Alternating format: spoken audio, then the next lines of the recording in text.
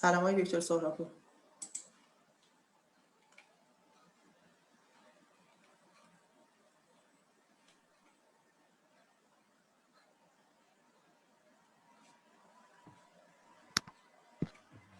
سلام خانم دکتر. سلام جناب دکتر.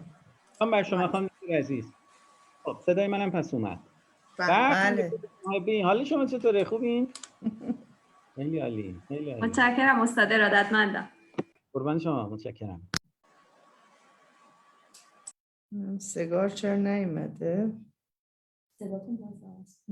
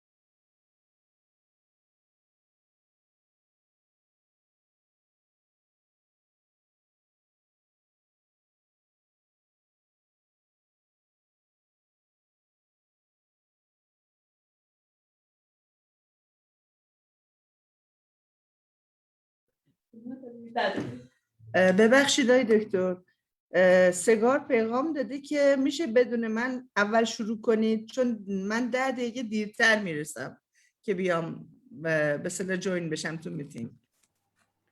من حرفی ندارم خانم دکتر، رئیس ما شما، این هر کاری شما اختیار داریم. اختیار داریم، ما با شما کار میکنیم.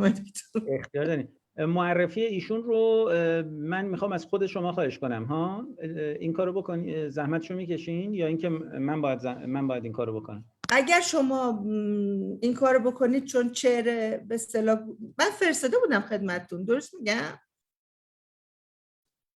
افیلیشنشو البته میدونم پروفسور سایکیاتری تو دانشگاه میشیگانه و اپوینتد پروفسور دانشگاه کانادا تورنتو. این دوتا رو میدونم. ولی چیزای دیگه هم که هست رو والا دیگه یادم نیست. نه اشکالی نداره خانم دکتر. من فکر کنم که میتونیم 1-2 دقیقه دیگه شروع کنیم نم نمک تا ایشون هم به اصطلاح بله. این صدای بلندگوی من یه خود پایینه، الان یه خود زیادش کنم. بله الان خوب میشه. بسیار عالی. تو زوم خانم دکتر سلیمانی هم تشریف دارن؟ خانم دکتر سلیمانی راستش یه مشکلی با زوم داشتن. به من امروز صبح گفتن که نتونستم فیکس کنن به خاطر فیلتر شکن و این مسائل و عذرخواهی کردن. که اینطور. بسیاره.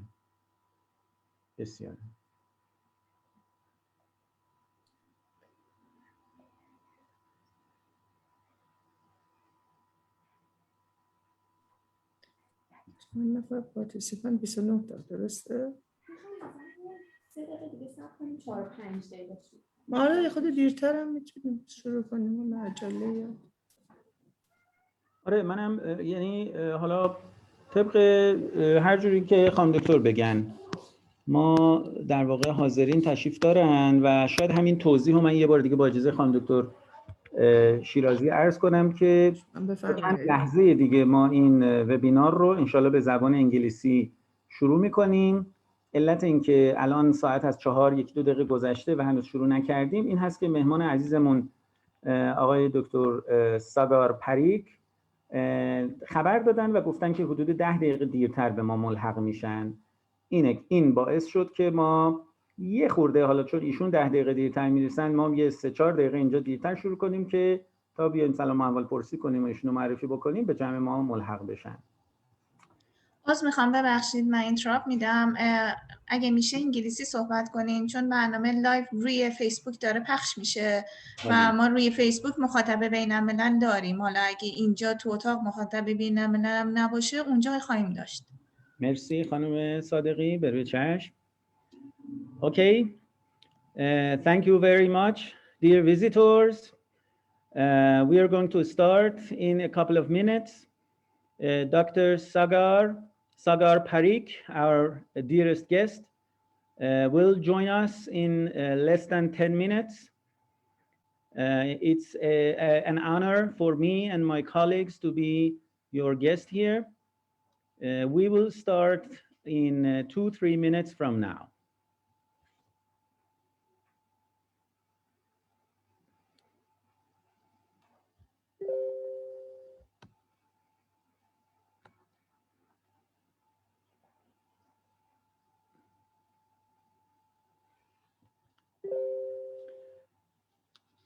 Actually, this broadcast is simultaneously broadcasted both in Zoom and Facebook.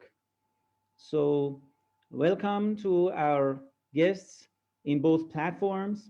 I hope everybody enjoys this scientific talk from TUMS here with my dear colleagues and with our respected guest who will join us in minutes.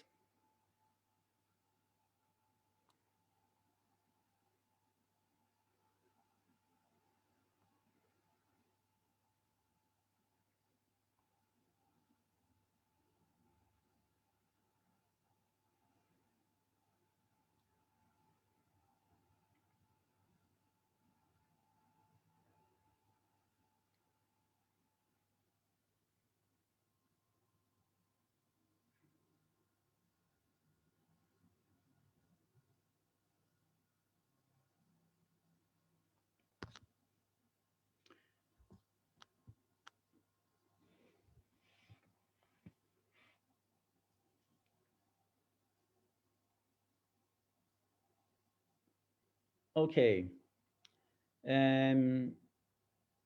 I want to ask permission from Dr. Mandana Shirazi, Dr. Rogaye Gandumkar, Dr. Niayesh Mohebbi, our dearest colleagues here at TUMS who are my companions in this webinar.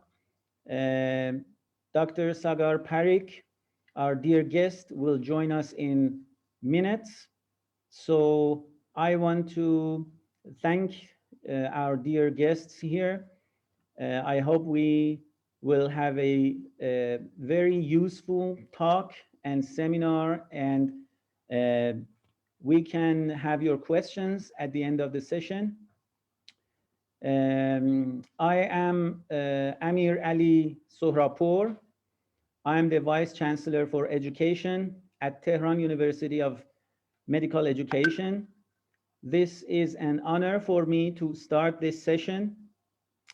Dr. Mandana Shirazi,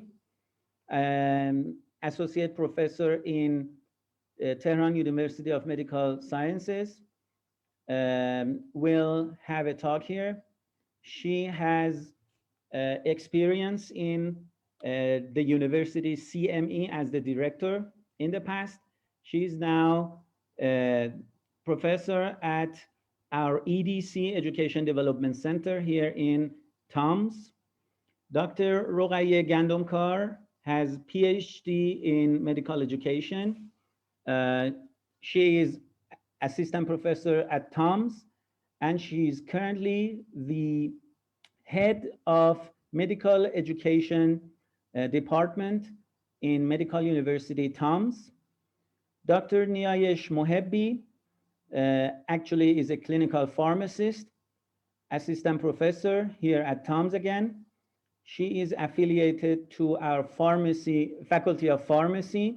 She is stationed in our hospitals, affiliated hospitals, both in Shariati General Hospital and our Ruzbe Hospital, which is specialized in which is a center specialized in psychiatry.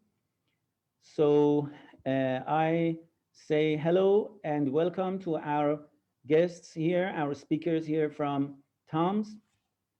Dr. Sagar Parikh, who will join us in minutes, is a professor of depression and clinical neuroscience and professor of psychiatry at the University of Michigan.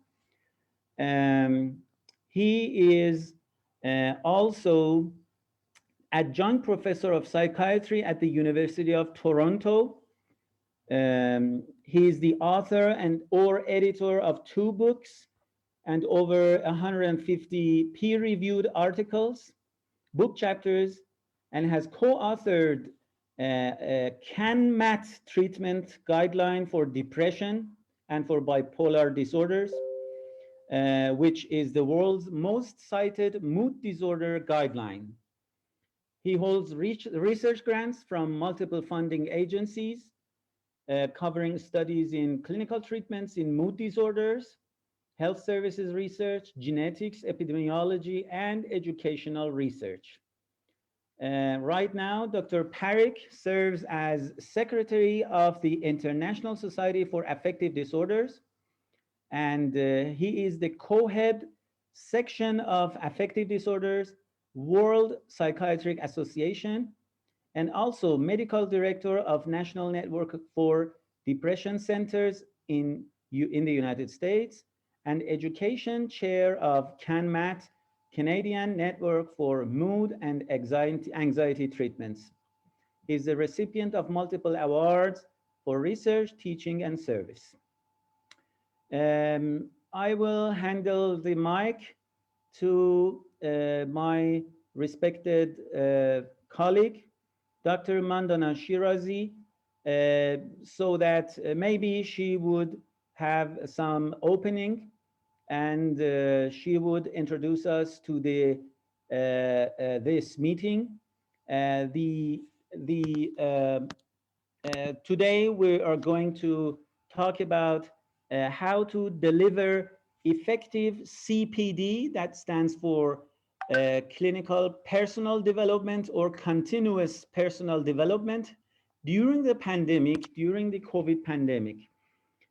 So dear Mandana, please, I'm at your service, and please have your talk. Thank you very much, Professor Sohrapur. Thank you for your introduction and also for accepting to join us for this meeting. I consider to organize this meeting in order to have a deeper understanding of what is happening in the nowadays for the CPD, which is continuing professional development during the COVID era, and what is happening really in this field. The overview of my speech will be based on 4 parts. First of all, I would like to emphasize on the terminology of CPD and CME concept. Then I will go through the CPD challenges during the COVID. And after that, I will focus on the effective Cpdcm based on the literature. And finally, I will mention some solutions and how to overcoming Cpdcm challenges during this era. As you know, CME CPD were used normally interchangeably. However, they have some in some senses have some definitions. For example, both of them are trying to acquiring the knowledge, skills, and professional performance, but they have some different in this area. The important difference between these two is the CPD focusing on how physicians apply the acquired knowledge, skill, and attitude, which is very important parts that it happens in the workplace context. And all of my speech is based on the evidence, and I put all the references under and below of each slides. And the important questions that we should answer nowadays, it's what are the important problems or challenges of CPD during Corona pandemic. This is based on the several items that I extracting from the different articles and literature. One of them is considering physical distance, which is happening during the COVID, and it will end up to the limited creativity, which we need it for the CPD. The second one is the limited application of new skills and knowledge in workplace, because the people and the healthcare providers are very involved in order to involved to the inhibiting to get a coronavirus. So they haven't enough time in order to reflect their practice, their performance during in workplace. Sorry. And the burnout is the third one that I would like to emphasize on it, because all this situation makes all healthcare providers very stressful, fatigue, and it puts all the people under high pressure. And all of these pictures make them so very frustrated, and it's very hard for them to coping with this new pandemic, and also teaching and learning some new facts. And also the other challenges that regarding time consuming. It needs more time than if we consider only one issue, which we are teaching or learning in our workplace. Nowadays, we should focus on how we prevent from COVID and how we should learn some other points. And acquiring new competencies is necessary at the moment. And also psychological distress, which is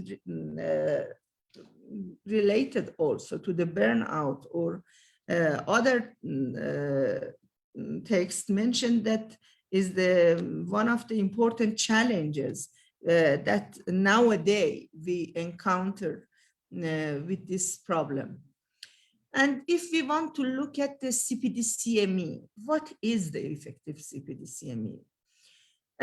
In the context of a personal learning plan, there is some document which is reported regarding what they are doing for personal learning plan during effective Cpdcm. And if we would like to happen it, there is a cycle. There's a cycle that green parts show that it starts from reflection on practice, which is, if you remember, just as a reminder, I am saying that, it is referred to the Donald Schoen theory, that reflection on practitioner, reflection in practitioner and on practitioner. And then this is the planning which should be happened by the learner. And then learning which will be happened after that, the assessment will be continuing happen. And then again, the new cycle will start with reflection, planning, learn, and assessment. And if we want to complete this picture, we can see this rectangle, blue rectangle, and also this trapezoid on the top of this rectangle.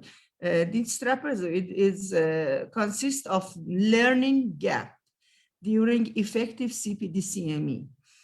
And you can see that there are several things that could be considered as a learning gap: the leadership, scholarship, health advocacy, professionalism, communication, collaboration, medical expertise, and so on.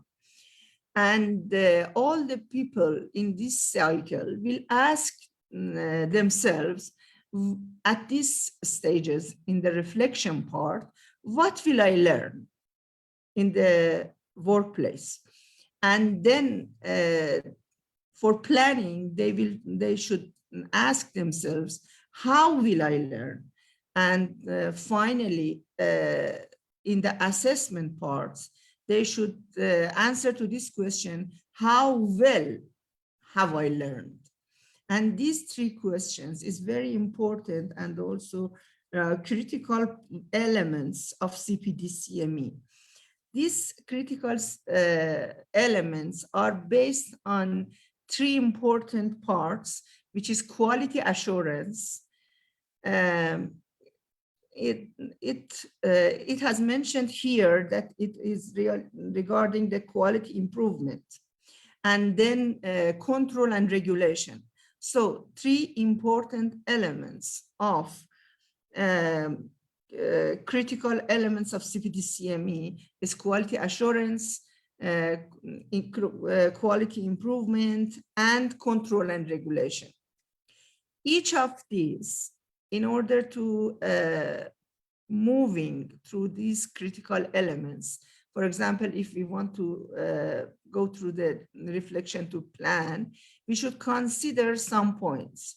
For example, direct patient care, a specific needs assessment, non-clinical activities, and also if we have a planning and we would like to see that how will I learn, we should answer to this question, how format of teaching and learning we would like to use. For example, we would like to use the technological based learning or formal classic learning, such as lecture and didactic learning, teaching.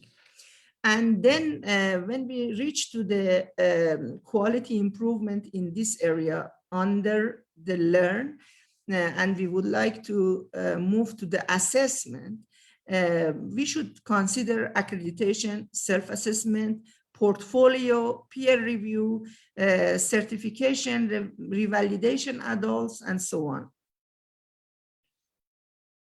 So this is the important parts of the effective Cpdcm program. It will start, as I said, with the learning gaps and there is different boxes which shows that this is the cyclic process and it's continued. It never ended and never stopped. It is based on the personal learning plan. And in the other literature, which is mentioned that regarding the effective CME, they emphasizes on actually on the individually relevant address one's learning gaps that I have mentioned before, produce change in participant practice, have no commercial biases, and be required.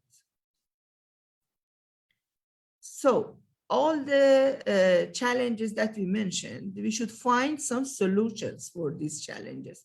Possible solutions based on the literature is the use of simulation and virtual education.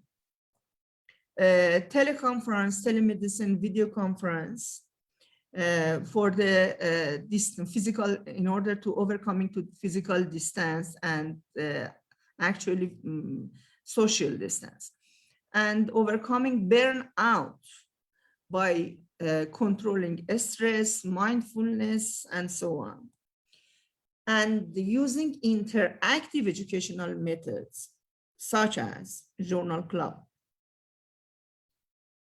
And based on what David Price mentioned in his article, applying educational theory, such as situational learning, reflective practice, as I mentioned regarding the Donald Schoen theory, and social cognitive theory are the ones that could help us for overcoming these challenges.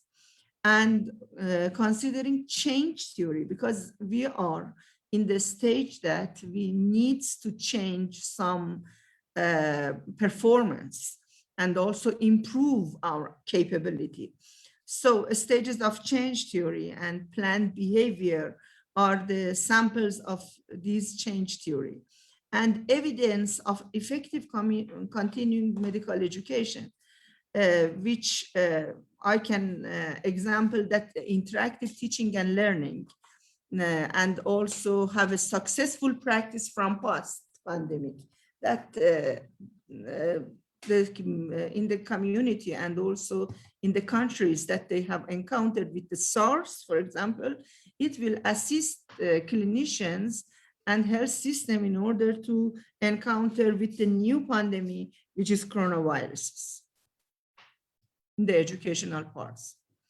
And based on the literature, which was which was published by the Harvard University, effective Cpdcm and overcome to the challenges is the educational method at the moment rapidly goes through the virtual environment. And the virtual environment is actually a potential challenges regarding the educational side. We should eliminate in-person meeting by using video conference and teleconference and so on. And also we should eliminate pre-reading to reduce time commitment, because the potential barrier of COVID-19 is time consuming for healthcare providers. So when they would like in their workplace to learn more regarding different new criteria, and they should acquisition a new competency, so they need to have a more time. So it's good to consider that time commitment and don't overload them with many things to read and write. They emphasized finally on interactive teaching and learning and no preparation approach.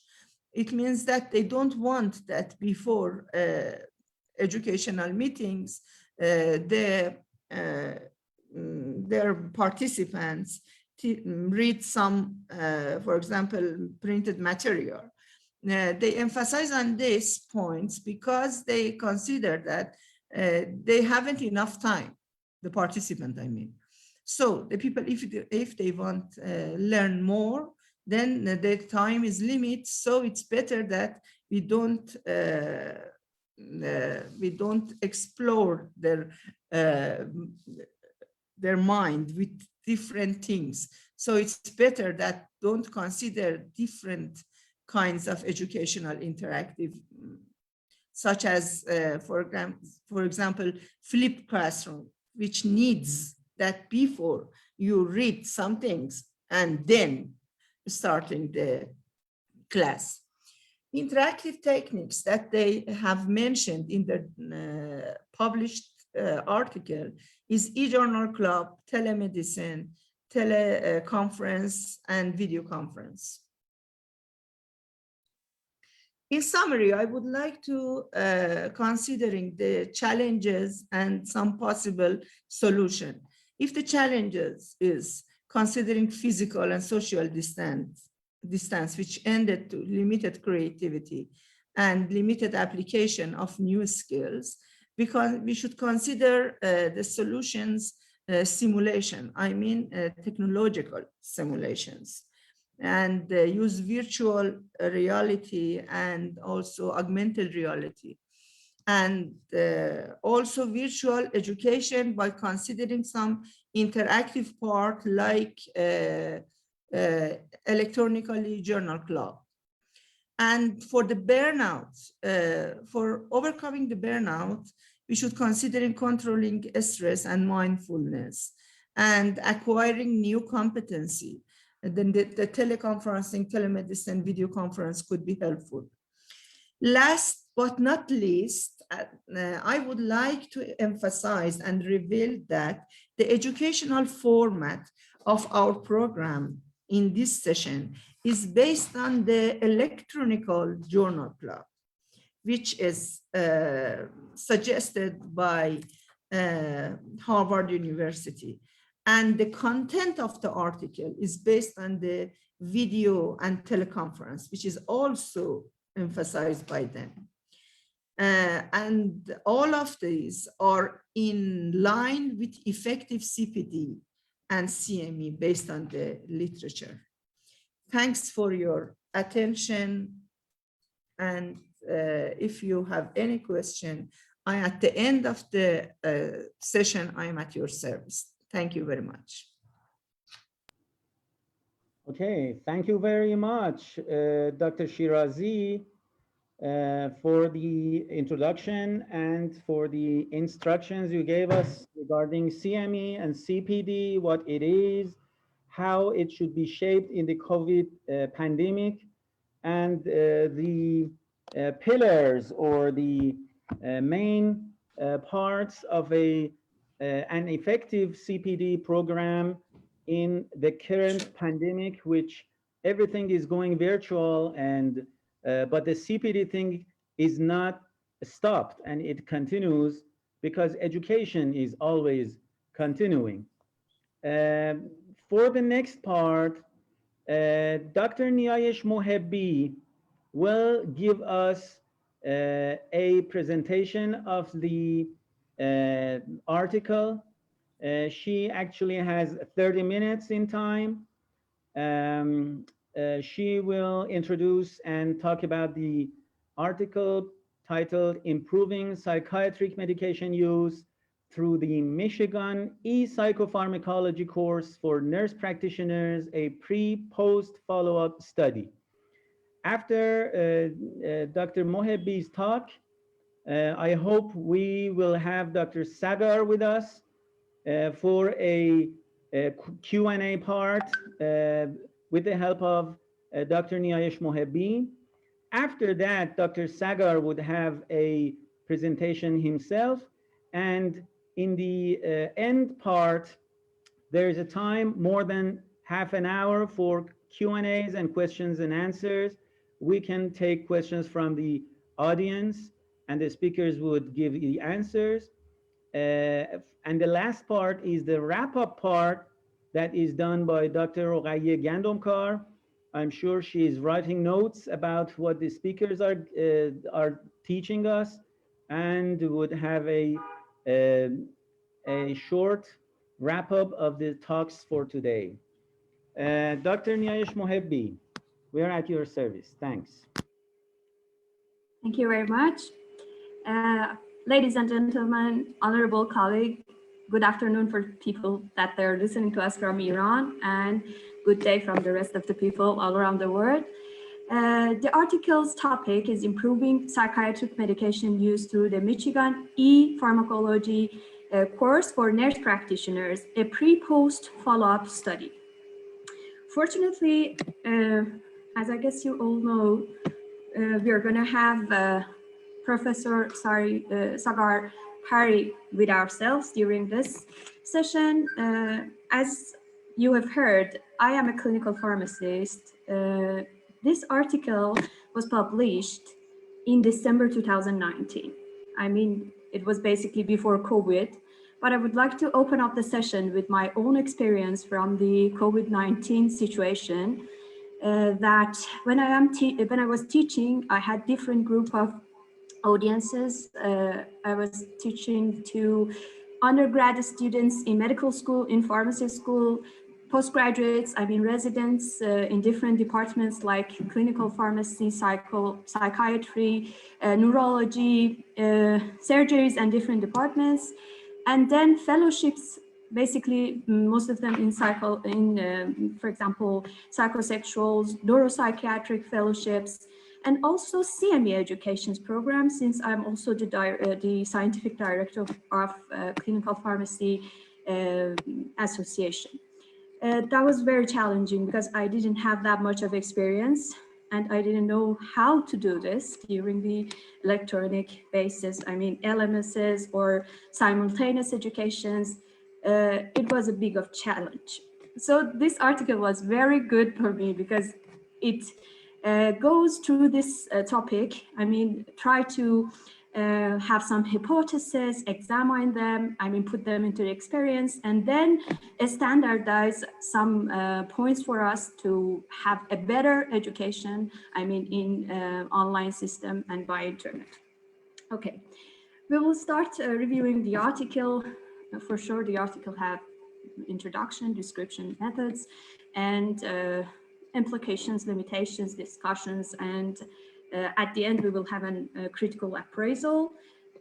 For this matter, as an introduction, that was surprising for me that nurse practitioners in US, most of the places, not all around the country, they have much more, they can diagnose or prescribe for the patient. It was very surprising for me. And because, as we all know, increasing demand for mental health treatment is all around the world, and basically nurse practitioners that work in this field could be a very good target for having this opportunity as CME programs to improve patient care. If you want to go through the details, 1 in 5 adults in US during their life, they will experience a mood disorder. Also, there are physicians shortage, I mean severe shortage in mental health prescriber, and insurance problems, expenses they lead to using nurse practitioners, train them, and try to consider them as healthcare providers that can help us to manage the patients. Putting nurse practitioners with their focus on patient-centered care, and they could evaluate people from the problems and give them enough information for management of their mental health issues could help a lot. There are a bunch of studies that consider these issues. There are some systematic reviews and also original articles evaluating nurse practitioners prescribing medication, and it was kind of successful activity to enroll nurse practitioners to facilitate mental health situations.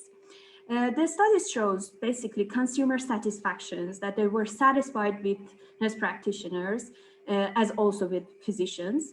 And they can have wider range of community settings, because in some, geographic areas like isolated, underserved, remote or rural areas, there is even more lack of physicians and mental health prescribers. So using nurse practitioners can facilitate them to have the the access to mental health system.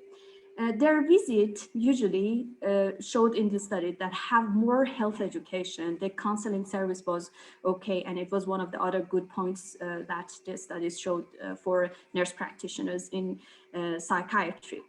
The new act enables nurse practitioners to have more medical services without being under the direct supervision of physician. And in many states, nurse practitioners has the authority to diagnose, prescribe, and also treat patients with no physician oversight regarding the prescriptions, non-controlled substances, and certain controlled substances. So the list have been people have go through the list and make a shortage for the best practice for their prescribing as mental health prescribers. So, assuming that these clinical responsibilities arise, we need to teach and sometimes update nurses' pharmacological data, because if you want to improve your patient care, you need to fulfill these needs. This is not related to only America. UK, Sweden, Netherlands, Spain, New Zealand, Australia, Canada, Colombia, and South Africa have also some sort of more practices for nurses during, the health services. And the models shows that we need to consider our regulation, and we need to advance the knowledge around the growing pharmaceutical agents, because every day there are new medications, there are new usage for each medication. The label indications and also off-label indications. Every day you need to know the new cautions, or maybe some cautions have been changed.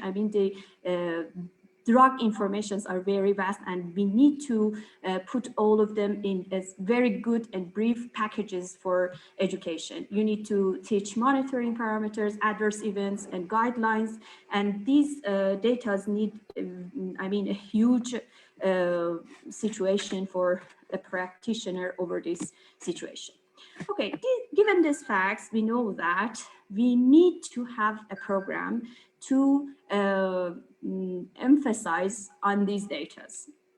One of the best models is continuous education. We have been through the continuous education for the previous minutes, and we accept that this is a need. So for nurse practitioners, we need to, it seems that we need to have a good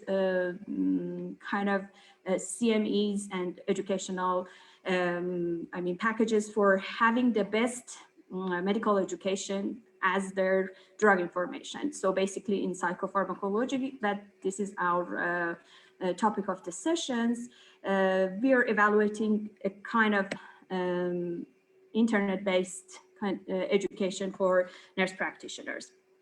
As you know, major depression, ketamine infusion therapy, electroconvulsive therapy, medication management, and other related situations needs to have more emphasis on, and you need to empower your practitioners' data over that.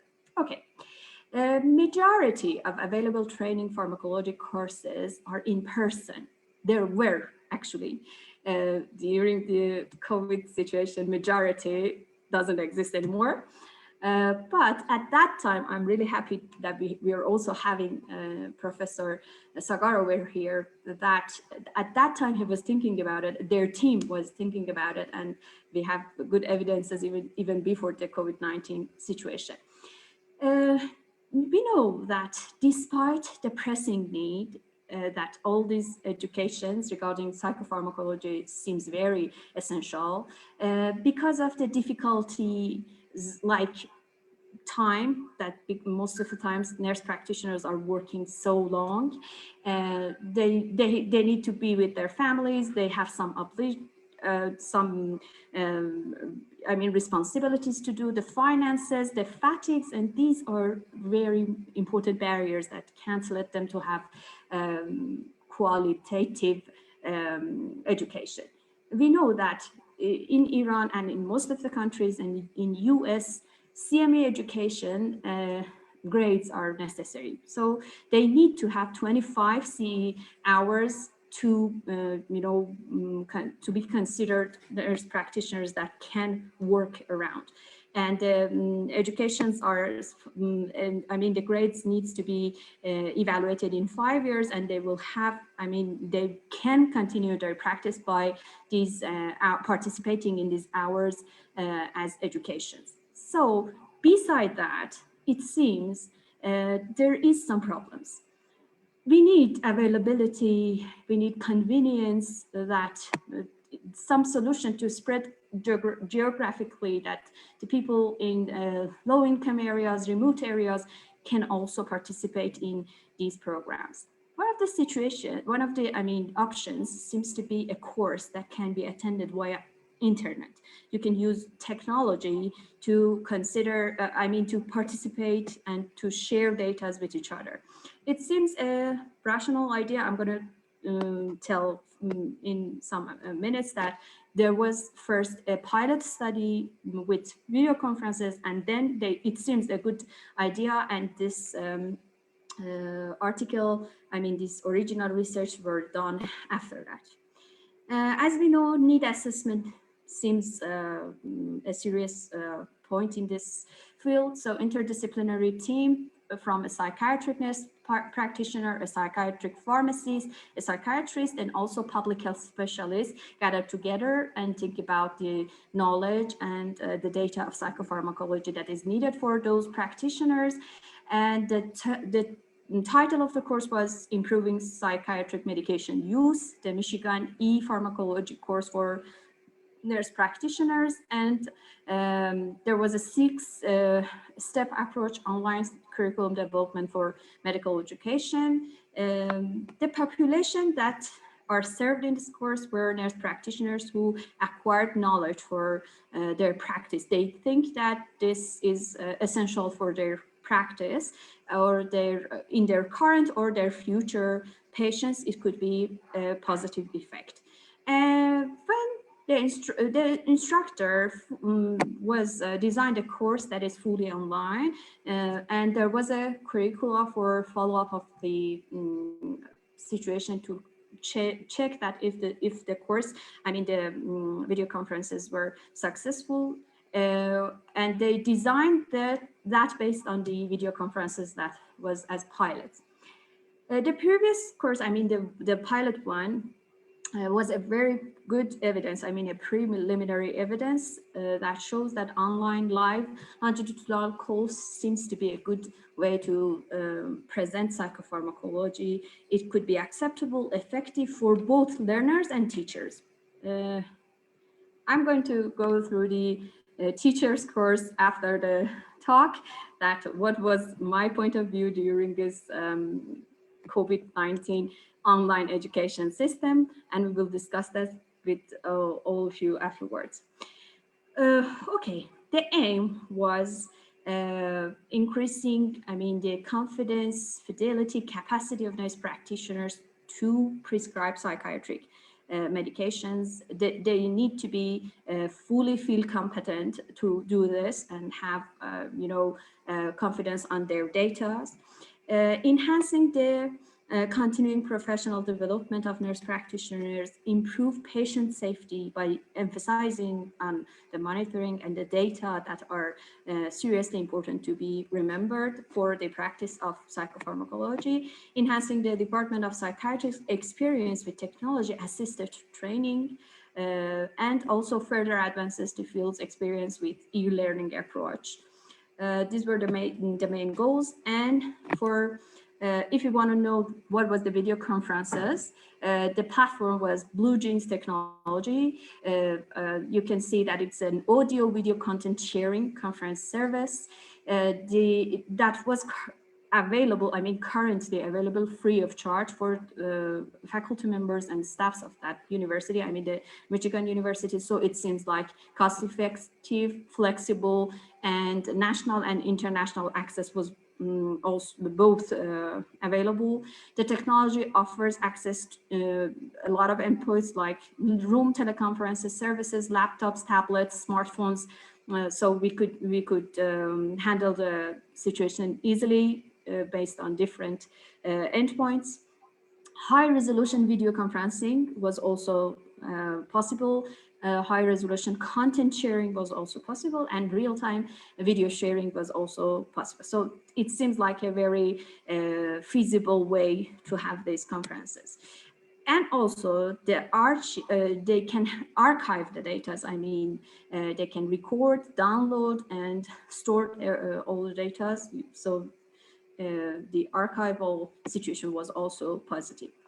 For the need assessment, before the design of the course, a set of nurse practitioners gathered to answer and identify potential competency gaps, what is the data that they're needing more, and for example, the level, the depth of the content delivered was assessed. Also, additional feedback and guidance regarding the courses, for example, course design, delivery, content, and also everything that is related was putting into a pilot course to evaluate the situation.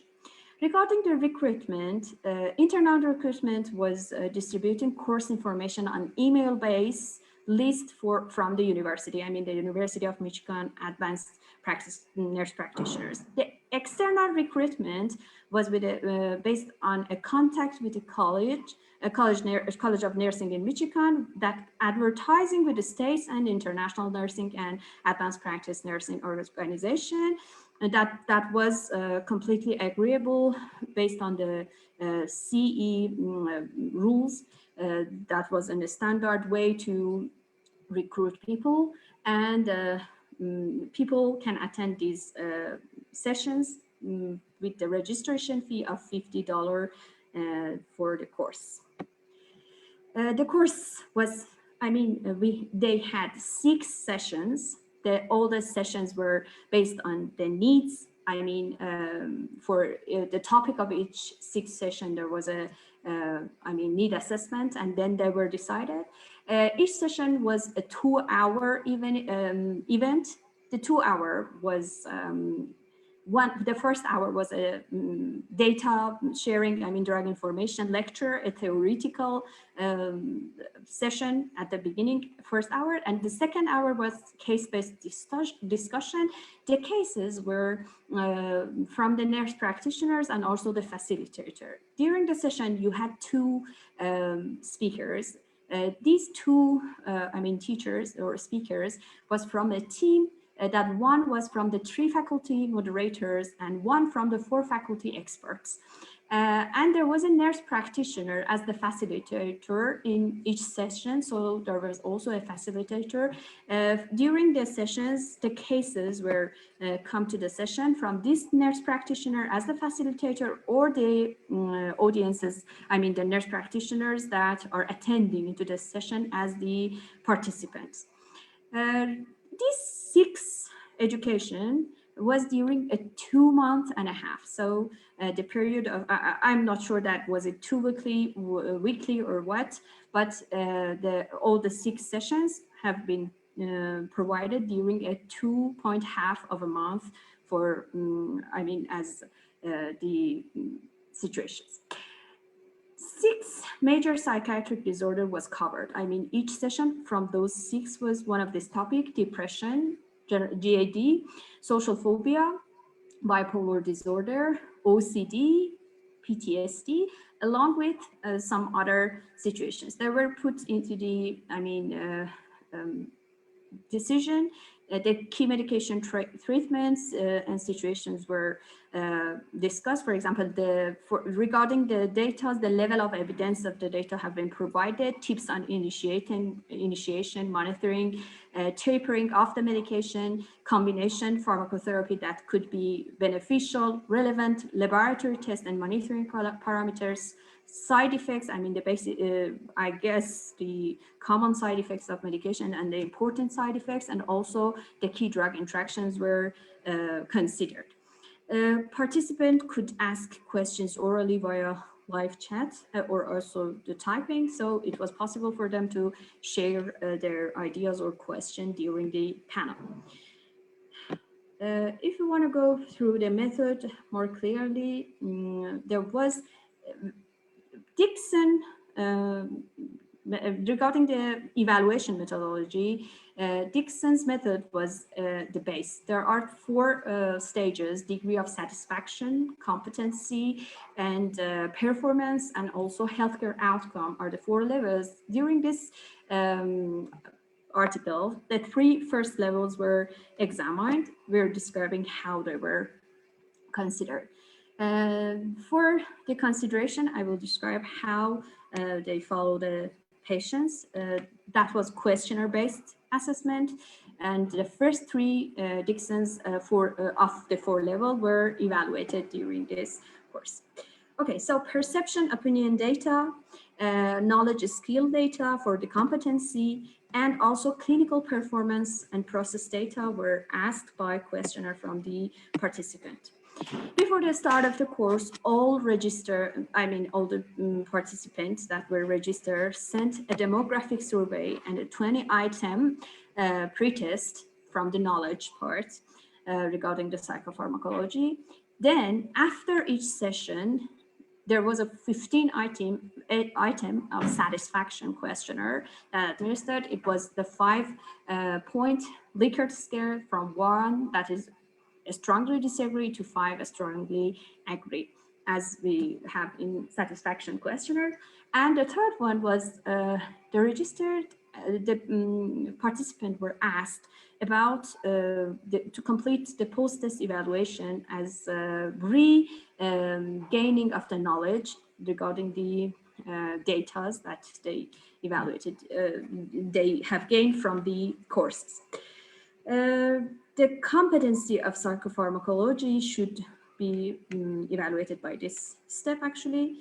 And there was another, of course, also that was related, I'm talking about it, that was after 6 months. Okay, so they evaluated the first level of Dixon's, a second level, and the third level with the 27-item questionnaires for the competency and satisfaction, and also the performance and their idea about their performance. Feasibility of attendance, watching, recorded sessions, technology, need assessment items for future course have been also evaluated from the participants. The last step was evaluation after the 6 months, so we can understand the sustainability of the situation, their satisfaction, confidence in applying the material that have been learned, and also subjective positive clinical outcomes from the nurse practitioner have been gathered as the final level.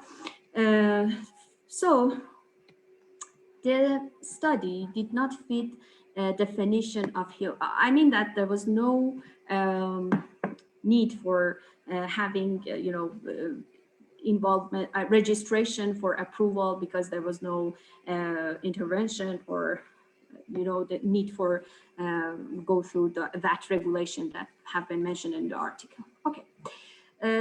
For the survey, we had these items: need assessment survey prior to enrollment, and then demographic survey, pre-test knowledge. This was simultaneous in level 2 before the after the enrollment. After the registration, and then after each session there was a post-test that considered level 1, and post-test knowledge survey that considered level 2 at course end, and follow-up survey level 3 was done in the 6 months after the study. These are some examples of the questions that you can see. For example, which of the following is an example of phenotype, because this was related to the pharmacogenetic data available on the sessions. And the overall evaluation survey items have been showed, for example, over this area, that, for example, the course objectives were met, the course will have a significant impact on my practice research. Based on my opinion, it was so similar to our CME evaluation questionnaire that we use in our, the national ones that we use in Europe. Okay, regarding the results part, we could guess, for example, the participant individual session satisfaction, pre-test, post-test, overall evaluation of the content, and also follow-up surveys. We could guess that it was a positive data coming out. First, there was a 35 nurse practitioner from 11 practice sites across the states attendance, total 28 participants aged from 40 to 60 completed the demographic survey. And if you want to go through the detail of these participants, the family practitioners, psychiatric, mental health practitioners, geriatrics, and some others were participated. 25% had academic appointment. Majority of participants worked as clinical staff, and some were working in other departments like director, manager, teaching, and academician, or other. And finally, most of them were in outpatient setting, and some were in inpatient setting, a little part, and even a smaller part was from the school and colleges. If you want to go brief, most of the results were outstanding, the participants were satisfied with the data, the whole sessions and these video conferences. The clarity of the presentation, the relevance with their practice, quality of the content, credibility of the speaker, same as our CME education evaluation, they were all asked.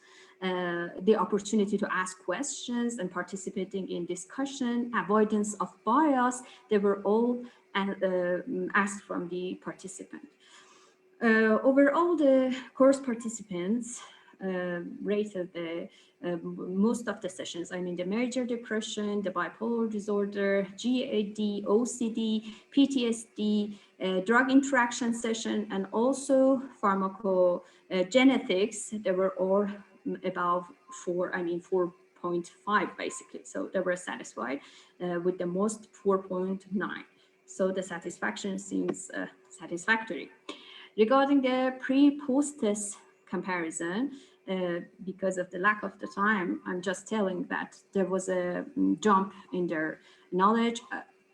Unfortunately, the participants were not great in numbers, so we cannot completely say that this was significantly changed the situation, but through the assessment, the 4 session topics were selected according to the results from the need assessment survey that have the highest need to be evaluated were considered. That was GAD, OCD, PTSD, and drug interaction pharmacogenetics. And depression and bipolar excluded since they were reported to have the smallest deficits of data. The data were good.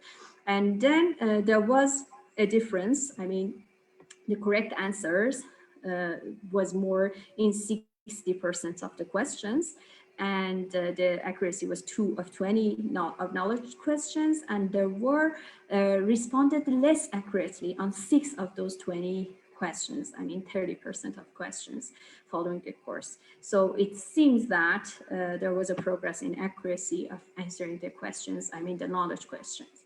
And overall evaluation surveys seems that most of the participants agreed that the course objectives were met. Course will have a significant impact on their practice and research. And basically, as you see, most of them are about 90%, 94%, that they feel comfortable with didactic lectures with cases. That was a good combination, and they agreed that the sessions amples their opportunity to ask questions, and I mean, satisfied with the educational event overall.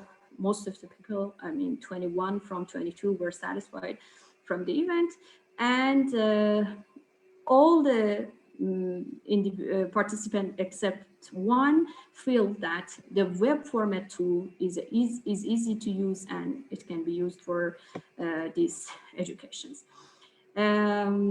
There was, as you see, most of the data seems positive. They reported that the attendance into this session changed their practice, and half of the participants say that when they missed the sessions, they were following the live presentation after watching. I mean, they look at the recorded sessions and participated, but not online. I mean, afterwards. They prefer the weekly evening, I mean, weekend and weekly evening sessions to every other day or different timelines. So weekly seems to be good for these participants, and 74% thought taking extra courses and earning certificate in psychopharmacology are important for them. And there could be a brief test for earning the certification. And finally, they were suggesting some new subjects like ADHD, autism, opioid abuse, and pharmacotherapy, CBT, and complementary therapies for management of depression. They were their needs for the new sessions. And they will also ask for more complicated cases. That's their need for the future programs. Finally, regarding the Dixon Level 3 education, the 16 hours participation completed follow-up surveys after 6 months. The follow-up questionnaires have been fulfilled with 16 participants. So we have the data regarding 16 people. 94% of the respondents were satisfied even after the 6 months, and the 87.5 thought that they're better prepared and able to apply psychopharmacological information in practice-based knowledge acquired from the course. So it seems that the sustainability of the online course seems satisfactory, but as I mentioned, the cases were limited. I mean, we have just 16 questionnaire over here, and most of the answers to this that they want to try something new as a result of the course were 64%. So there was a change. I mean, 64% wants to do something new or did something new based on their idea. And questions like, I was able to adjust meds more confidently while waiting for a psych consult, or questions like using scales much more regularly at the initial assessment and with ongoing meds review. I mean, the CanMat research treatment was also positive. So it seems there was a change for the participant.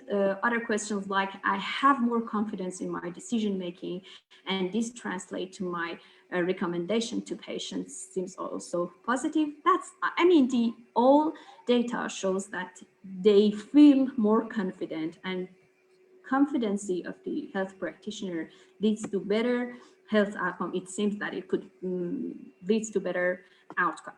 For the discussion that we basically go through all of the data, it is presented that the nurse practitioners are doing more in psychiatric health system and in psychiatric health I mean, assessment and, you know, prescription for patients. So there is a need to empower their data, and based on the data from the results that we have go through, this could be, I mean, online courses can be used to have a more feasible and more, I mean, convenient situation for nurse practitioners to participate into CME educations and have better outcome. As we know, they didn't follow their patients. I mean, the real change in practice was not assessed, and this is only the nurse practitioners'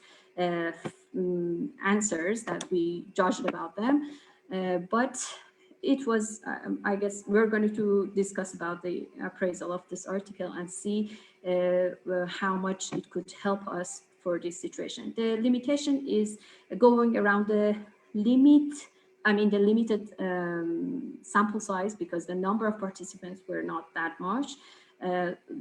Based on that, you could not judge about the level 2, I mean the competency, and level 3, the performance of the process very well. And also the small number was also related to a limited geography distribution. So this was another limitation. And the implication says that based on these kind of methods, online systems, you can have more convenient and feasible education. Okay. Regarding the consort checklist, if I want to start the clinical, I mean the critical appraisal, first it was very challenging because we have the first author over here. It seems like funny to go through the appraisal with the author in the sessions. I guess it could be a very good experience for myself, because most of the time, hello, Professor Sagar Pari. I'm telling that this was a challenge for me to have the first author in the team while I am trying to go through the consort checklist. But because all the time when I appraise an article, I didn't have the author with myself, it was very hard. For example, going for a Cochrane review that I did for the risk of bias, it was very hard to go through the checklist without having the author. Right now I'm having the author, so if there is any misconception, it's completely from my side. I apologize for that, but I'm going through the list. Regarding the title and abstract, the identification of, because it was not a randomized trial, we will go into talk about the type of the study together, but I guess the title was completely informative regarding how was the study. I mean, the model of the study was completely identified based into the topic, and a structured summary of trial design, method and results and conclusion was also, seems for me it was completely obvious. Regarding the introduction, background and objectives were completely clear for me as a reader. The scientific background and explanation of rationale, specific objective and hypothesis, they were all completely clear for me. Regarding the methodology, there were some challenges because it was not a randomized clinical trial. Some of the situations were not applicable for that. For example, there was no two groups to assess the, for example, changes trial outcomes between the two groups, how sample size was determined, because it seems like, there was no calculation for the sample size. It's so it was not done, and there was no stopping guideline, and it doesn't seem relevant. So the not applicable data are mentioned over here. Regarding the eligibility criteria of the participant, I have seen it and it was mentioned. I mean, the reporting was clear and the intervention was completely clear as I go through that by the details of, and I'm sorry for taking a little bit longer, but I thought this was very important that for me and the other people who are participating in these sessions that are basically into continuous medical education. It could be very informative and can help to design other kind of CMEs like this. And regarding the completely defined pre-specified primary and secondary outcome measures, I was clear about that too. And when and where assessed, they were also mentioned already into the article. Regarding the results, some of the part of the results was not applicable because it was not a randomized clinical trial, but regarding dates, defining the periods of recruitment and follow-up, it was mentioned. It doesn't have each group, but the number of participants and that number of each analysis, whether they were enrolled into the analysis or not, were mentioned completely in the article. And there was no table of baseline demographics and clinical characteristic of each group. I mean, even for the total group, total one group. And there was no data regarding the stopping of the trial. It seems not necessary to be mentioned. Regarding the discussions, the limitations were discussed very well. The potential biases, I mean, that was also fulfilled into the limitations regarding the generalizability and interpretation. There was, a bit comprehensive discussion over that. And regarding registration number, it's not applicable, but it's written into the article that there was no need to register this kind of assessment in the regulation of the universities over the US, and the protocol were not available, and it was not applicable because it was not needed for this. But if you want to see this as curriculum, yes, the curriculum was completely described in the reporting of the, in the article. And regarding the funding, I couldn't find any data mentioned, or I don't remember. Everybody, thank you for your time. Basically, I'm really happy that all the people who are gathered here, like me, are interested in medical education. And we all want to be better every day to teach medical data to people that can do this activity and help the patient care. Thanks for your attention. And if Professor Sohrapour have something to say, I'm listening. Yes, thank you very much, Dr. Mohebbi. I welcome Dr. Sagar Parikh. Welcome, Dr. Parikh, to our webinar. This is the time for saying hello, and also for a question and answers part with you and Dr. Mohebbi. I'm Dr. Sohrapour, Vice Chancellor of Tehran University of Medical Sciences. Actually, I started this session and introduced you and other respected hosts and speakers here. We're very glad to have you in our webinar. I hope we can have more interactive sessions with your presence here. Welcome to this webinar presented by speakers from Tehran University of Medical Sciences. Please, Dr. Sagar, we are at your service. Well, thank you very much, Vice Chancellor Sohrapour. It's really an honor to participate in this event, and thank you also to Dr. Gandolkar for her leadership in the educational unit, and to Professor Shirazi for inviting me as well. So Dr. Mohebbi has really presented very comprehensively this study. She must be tired now, having talked with such detail. And thank you. You did a very good job. You conveyed all the passion, all the learning, all the challenges that we had with that project. And, you know, life is funny.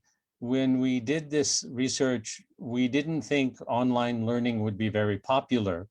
And look what happened, right? The virus happened, and now everyone is online like today. So the lessons that we have learned from that course can help us for everybody who is listening today. How should I relate to medical students when I'm doing a webinar? How should I relate in CME? So I think that this is the value of this kind of project. The other comment I would make about the presentation is, you know, the Cochrane checklist of all the different characteristics of the study. That is a very rigorous checklist, and it's very good that you go through that. That checklist is designed mostly for clinical research. And in clinical research, of course, you have bigger studies, you have randomized controlled trials, And so those characteristics are much more important. But I think it's a good lesson to practice that way of analyzing a study, even for a smaller education paper, because it just teaches us what are the good principles of research. And so, you know, we can learn from that anyway. And I hope that Dr. Mohebi, that it wasn't too much stress for you to present that with the author present. But you know, you should know one thing. If you have too much stress, I'm a psychiatrist, I can help.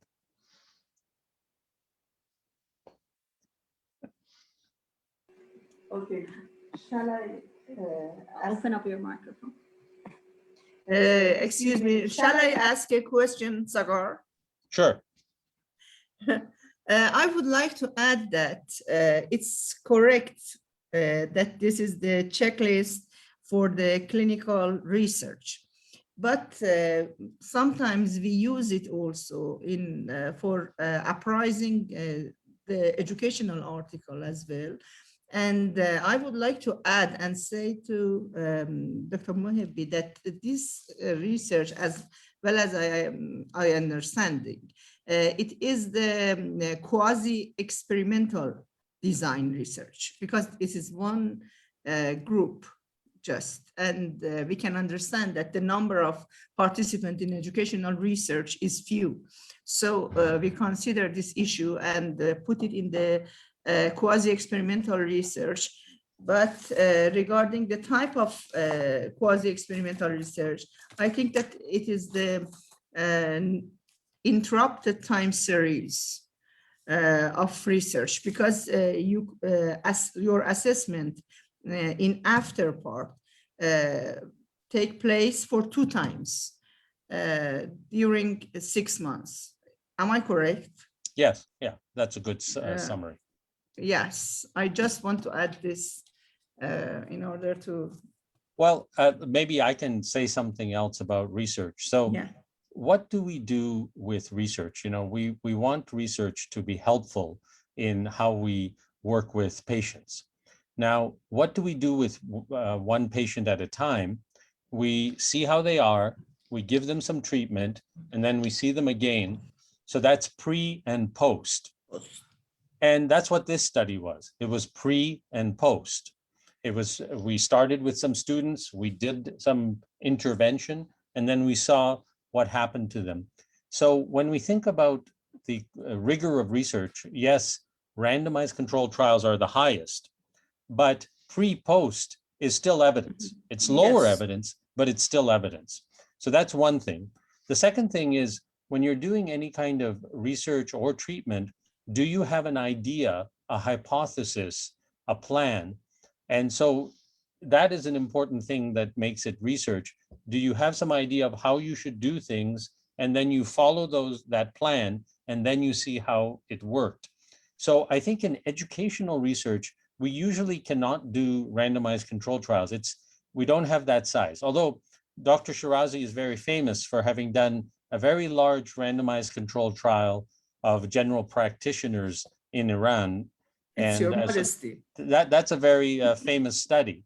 But not all of us are as talented as Professor Shirazi. Most of us. Okay, I'm your student. Don't continue. So most of us just do pre-post studies. So I think we shouldn't feel bad if we cannot do a randomized controlled trial. We should say, did I design the study, even if it's pre-post, did I design it?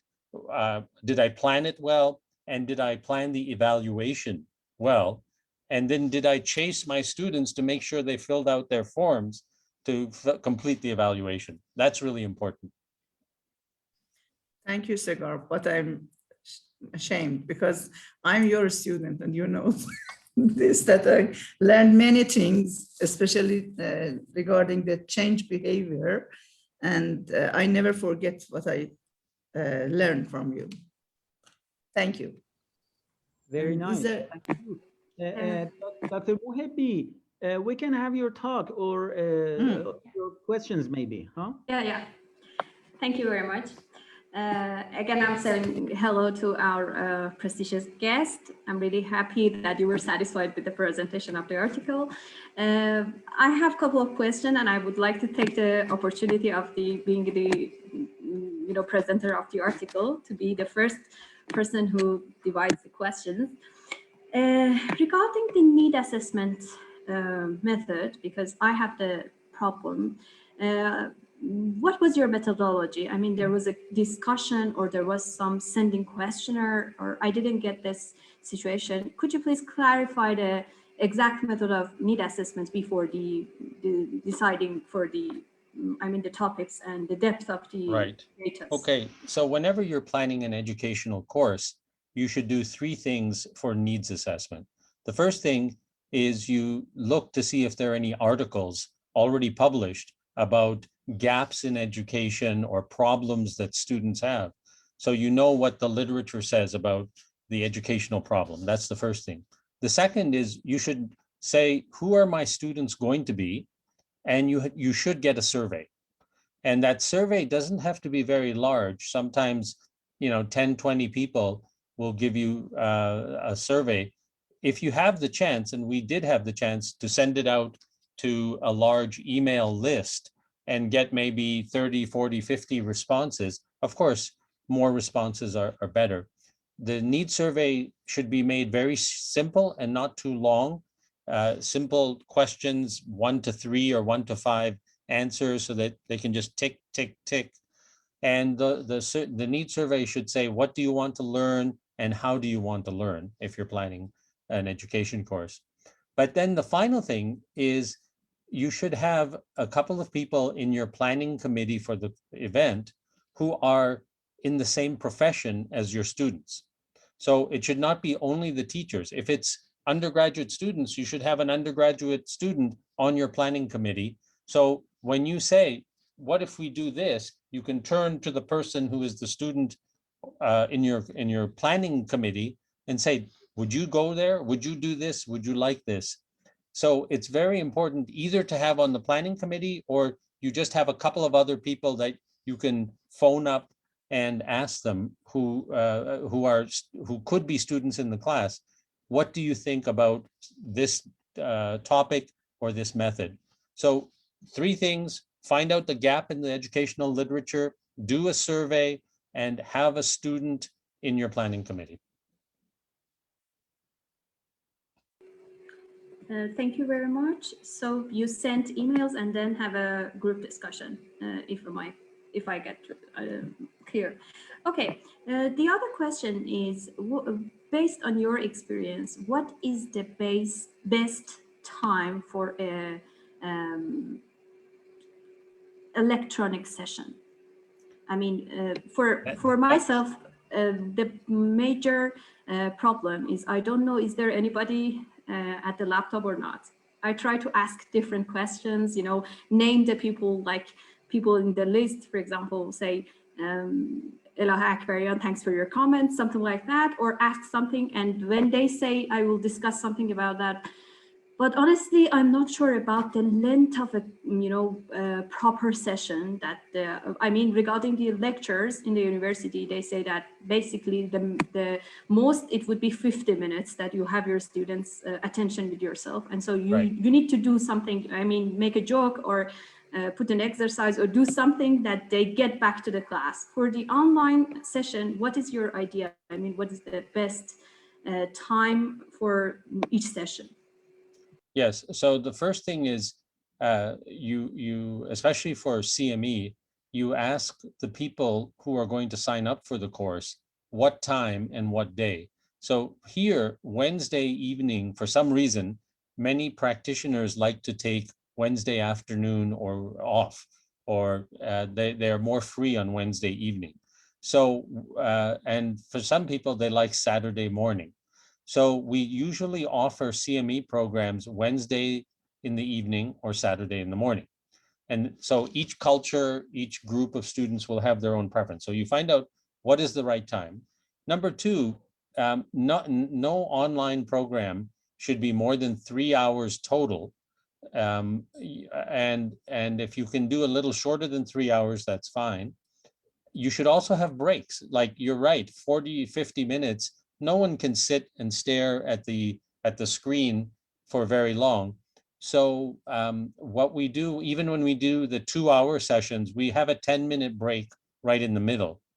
And we tell people you must get up, stand, shake your arms, all this kind of stuff to get the blood flowing. So, it's important to have that. And then the final thing, as we did in this course, 1 hour was lecture, then there was a break, and then we had case discussions. In the case discussions, they're not just staring at the screen. They have to talk. The students have to talk. So I, as the teacher, will say, okay, here is the case. What would you do? Then I'm quiet and I make the students work. Very well. That's completely the best way I have heard, and I also try to do that. I remember one of our professors that I guess everybody knows in the meeting, the Tehran University students, give us some physical exercise during the class, and it was something that I never forget after so many years when I was an undergraduate student. Okay, I have a lot of questions, but this is the last one that I'm talking about it right now. Do you think examinations are needed to have the credit of the CME sessions first? And second, how could we design this examination that can give us good data? Because currently I'm having a Congress, I am the scientific director. It's a huge one. It's 25 hours of video conferences that they can listen through a month. And it does have 20 credits. It's a very big credit. Actually, there was a couple of questions, and randomly these questions sent to the participant after participating all the sessions, and they will get the 20 credits. It's a 0 or 1. They will get all, or there is no credit for them.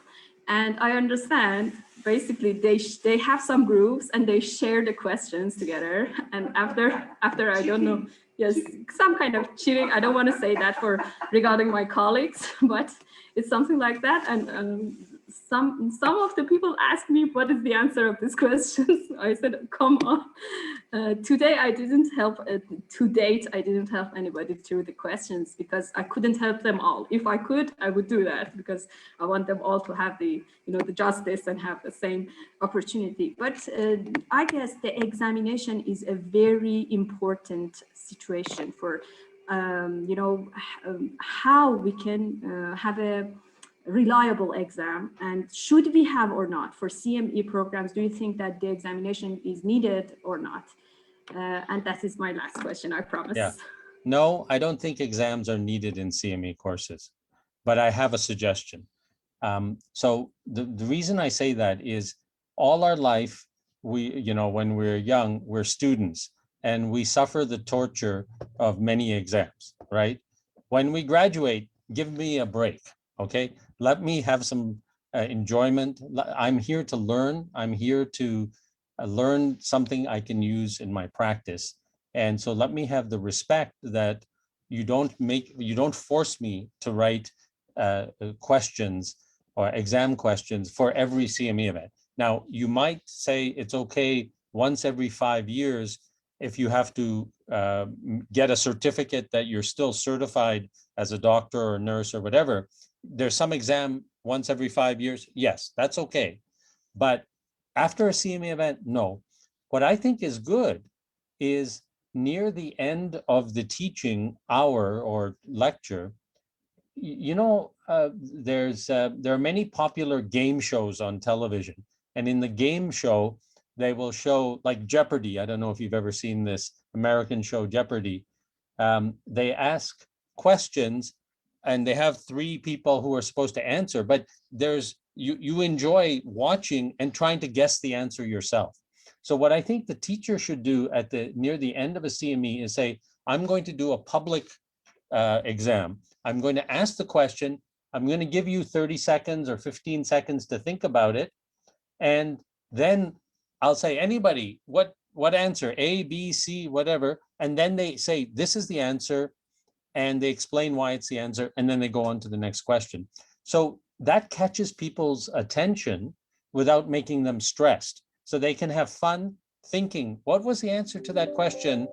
But they don't have to write it down, and they don't have to cheat, and they don't have to do anything else, but they still get some benefit because they participate in trying to answer the questions. Thank you very much. That was a very good answer. I totally agree with you, but you know, the CME guidelines have not been written by me here, so Yes.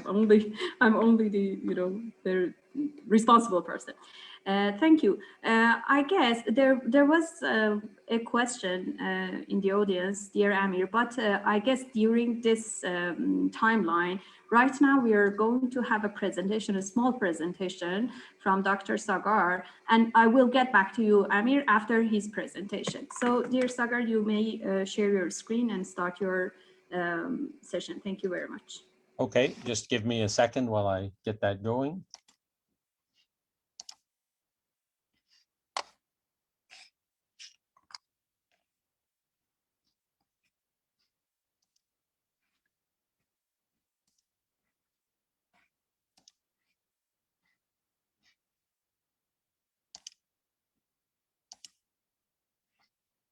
Can you see the slide properly?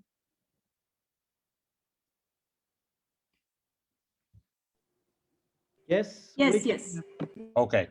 So thanks again to Dr. Sorapur and Professor Shirazi for this very kind invitation.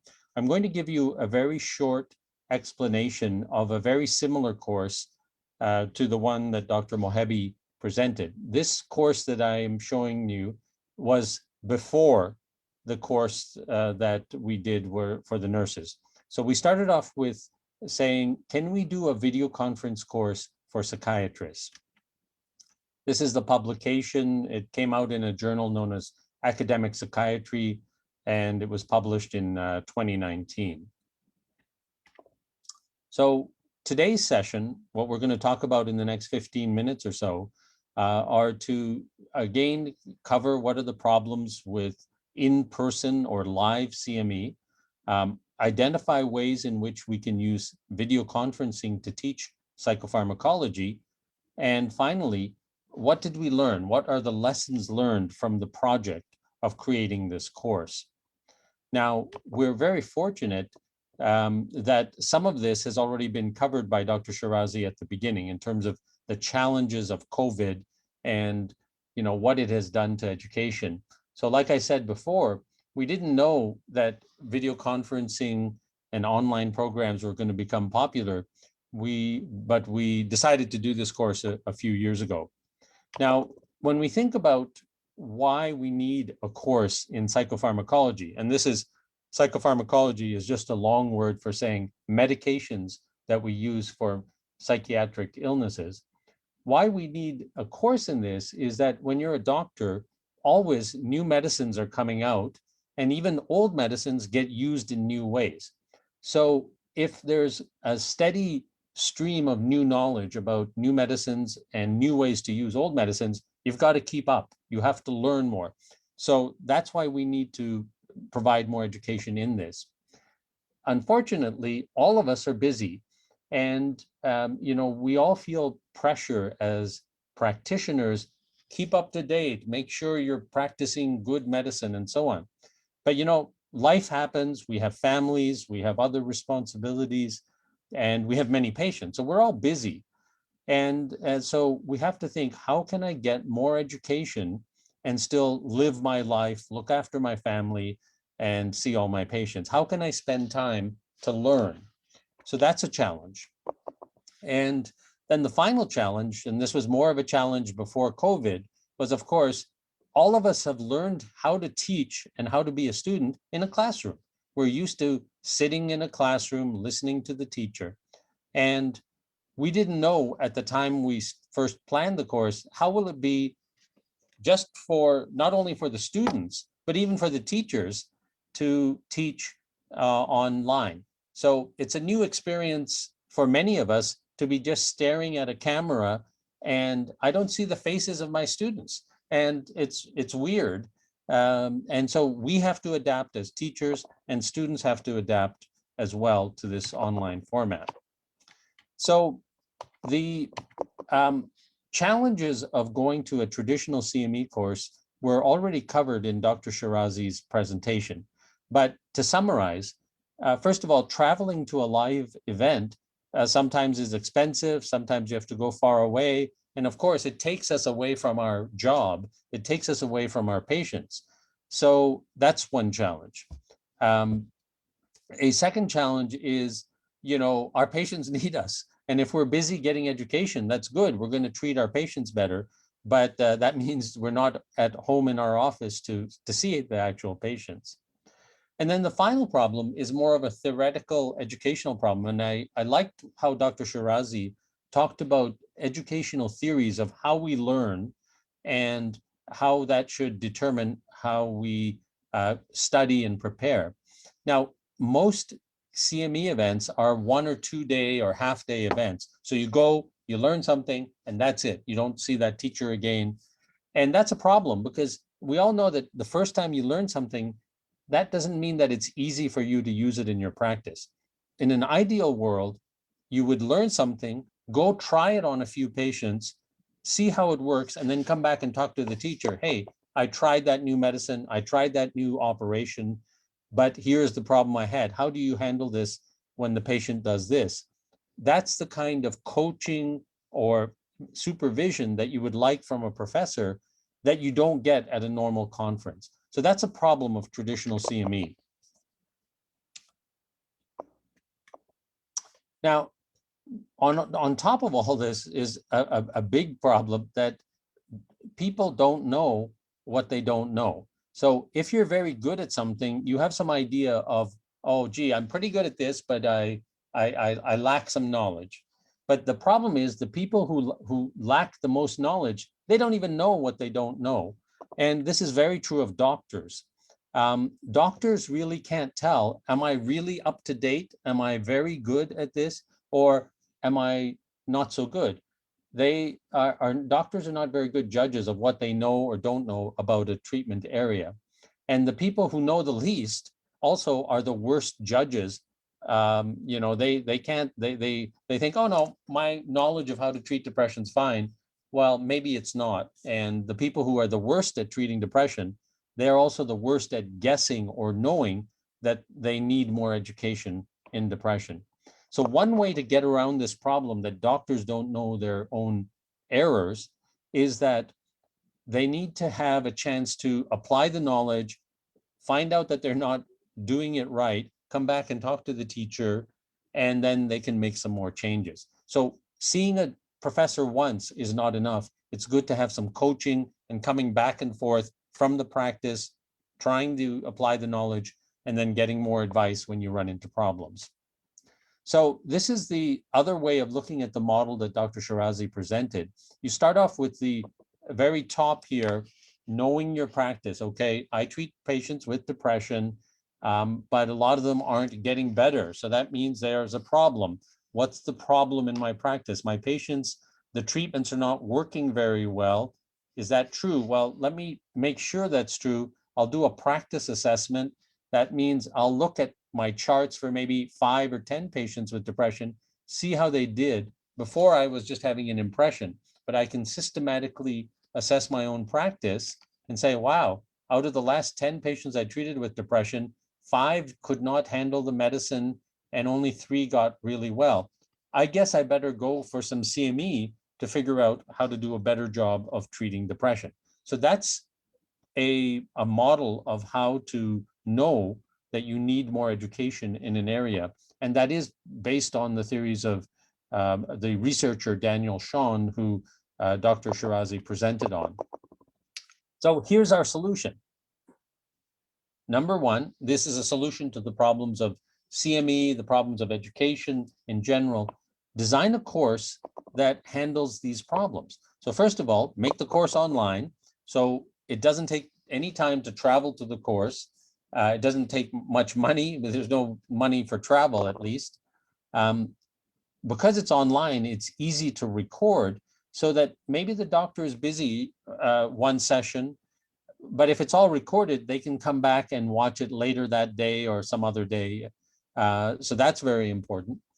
But as I've said a few times, can you have the person learn, go to their practice, use the knowledge, and then come back to the course and say, hey, it worked or it didn't work, or help me fix this problem. So having a course design where there are many sessions doesn't happen very much in CME, but I think it's very helpful to make sure that the learning gets used in practice and tested there and then fixed. From when we look at the theory of CME, what are the best ways to make an educational event really helpful? Well, the first thing is you do not have a huge lecture, you have a small group. And that small group allows for more discussion, and people feel more comfortable in a small group saying, I had a problem with this kind of patient. If you have a group of 100 in a lecture, it's very hard to raise your hand and say, you know what, in front of 100 people, you know what, I have a problem treating this kind of patient with depression. It's very hard to do that with 100 people watching you. But if you're in a small group, you might say, you know what, I had this kind of problem. So that's very important, small groups. Interactive sessions, I think we all know it's great if we can ask questions and talk to each other. The type of cases that should be discussed should not be the professor's cases, but should be the cases from the student's practice. And that's very important. I often start teaching, I will start with one case of my own just to give an example to my other doctor students of the problem that I might see in an average case of treating depression. But then I turn it over to them and say, tell me about the kind of patients you see in your practice and the problem that they face, and then we'll work on it together to come up with a solution.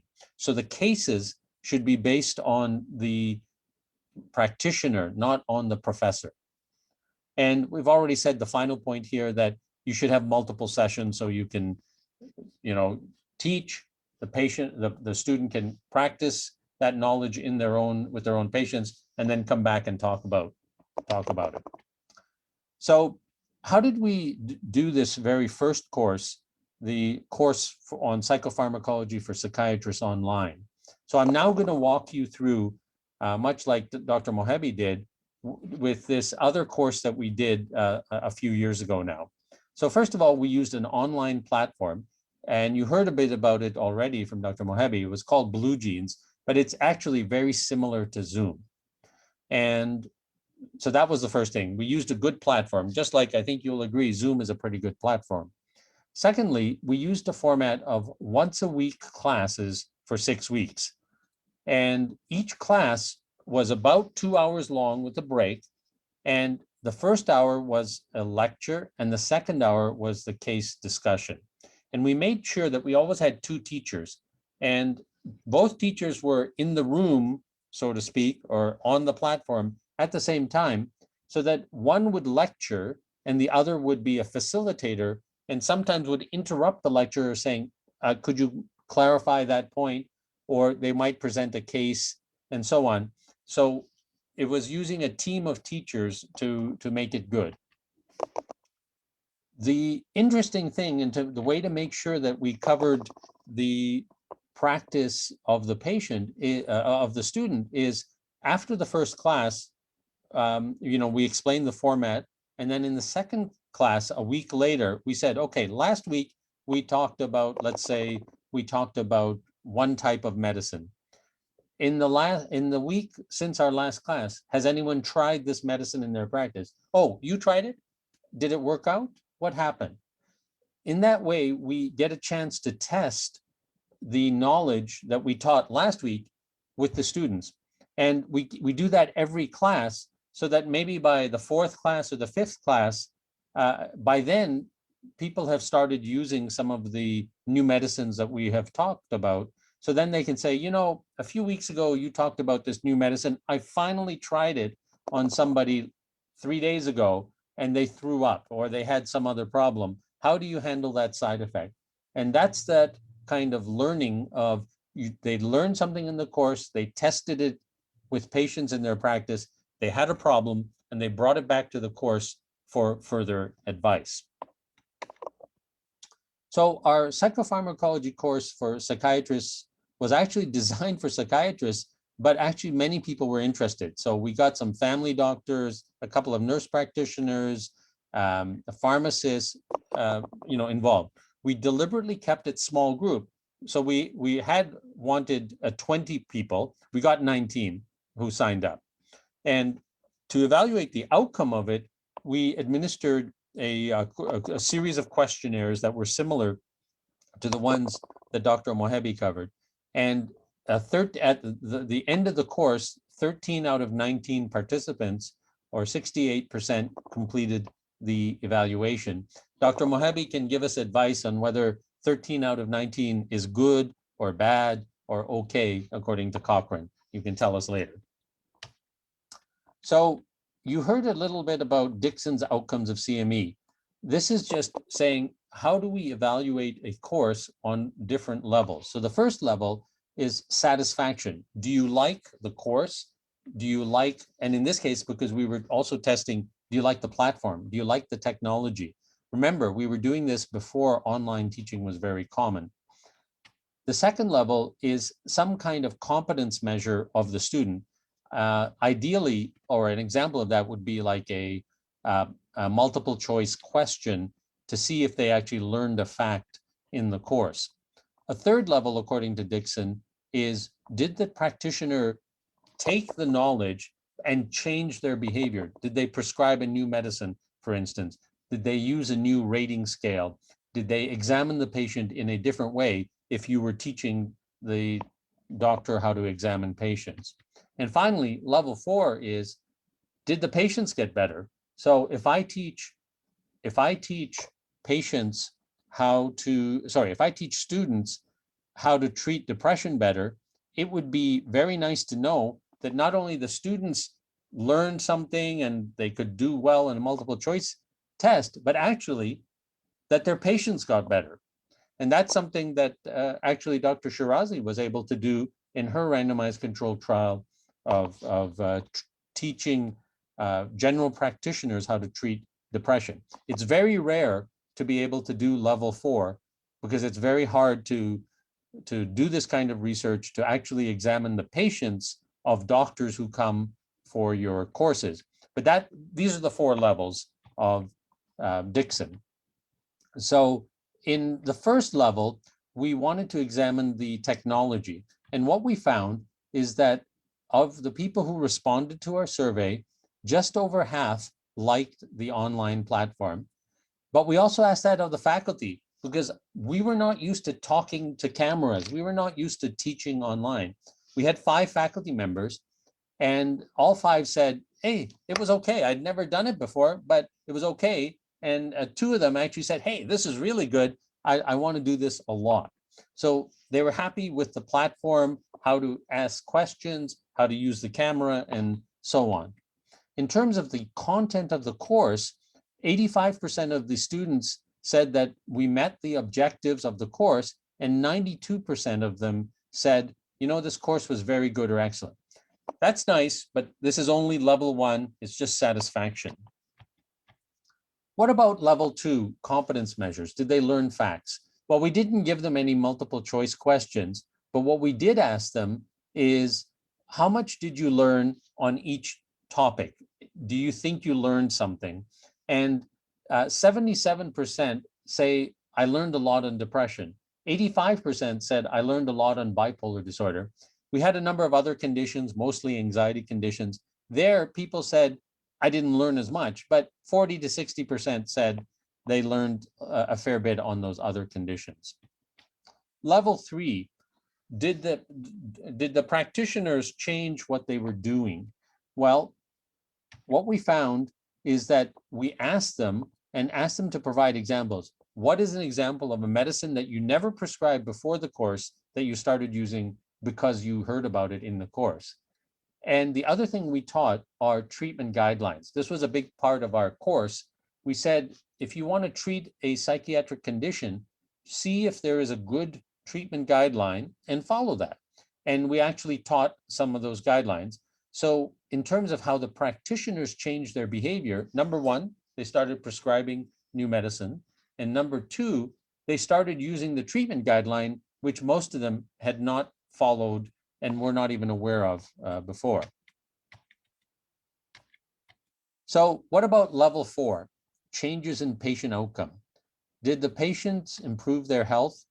Well, we didn't assess that. So I can't say that. And that's why in the second course we tried to ask that by sending a questionnaire 6 months after the course to say, how did they use what they learned with their patients, and do they think that their patients benefited? But we didn't go into their practice either in that course or in this course and grab a patient and say, how's your treatment of depression? We wish we could do that, but as I said, it's very hard to do that kind of research. So what did we learn from this course? Well, first of all, online learning was new at the time we did the course. What our students told us and what our faculty who were teaching the course told us is, you know what? It's pretty easy and convenient to do online education, and it doesn't cost me much. And sometimes I was busy when the course was running, but I could watch the class later. So you know what? I like the technology. I like online learning. We learned that both faculty and the students adapted well. They learned how to use the question and answer, the chat box, how to work the computer. All of this seems so silly now because we've all been doing it for months. But you know what? There is a learning curve. We all had to learn, how do we use Zoom properly and so on.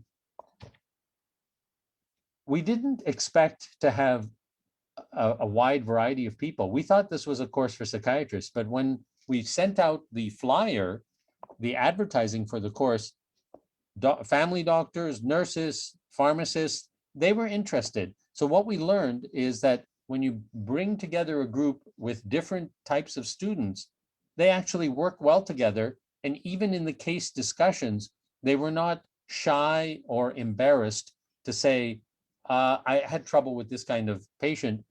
You know, usually doctors don't mind talking about patients in front of other doctors, but doctors don't like to talk about their problems in front of nurses.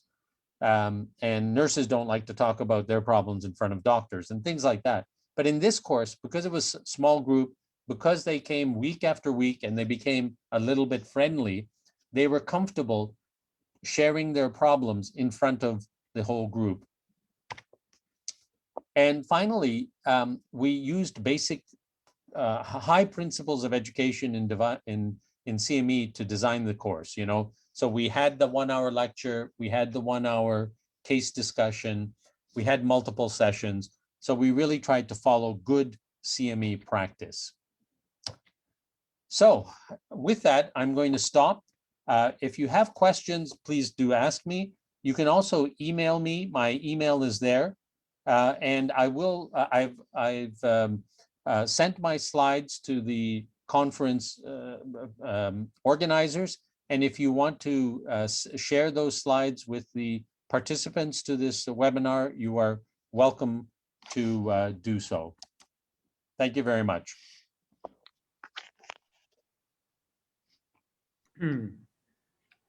Thank you very much, Dr. Parikh. Apparently we have a question from Mahtab Motamed. Dr. Shirazi, may I unmute Mahtab Motamed for her to ask her question? Yes, of course. Mm-hmm. You are the chair. Sure.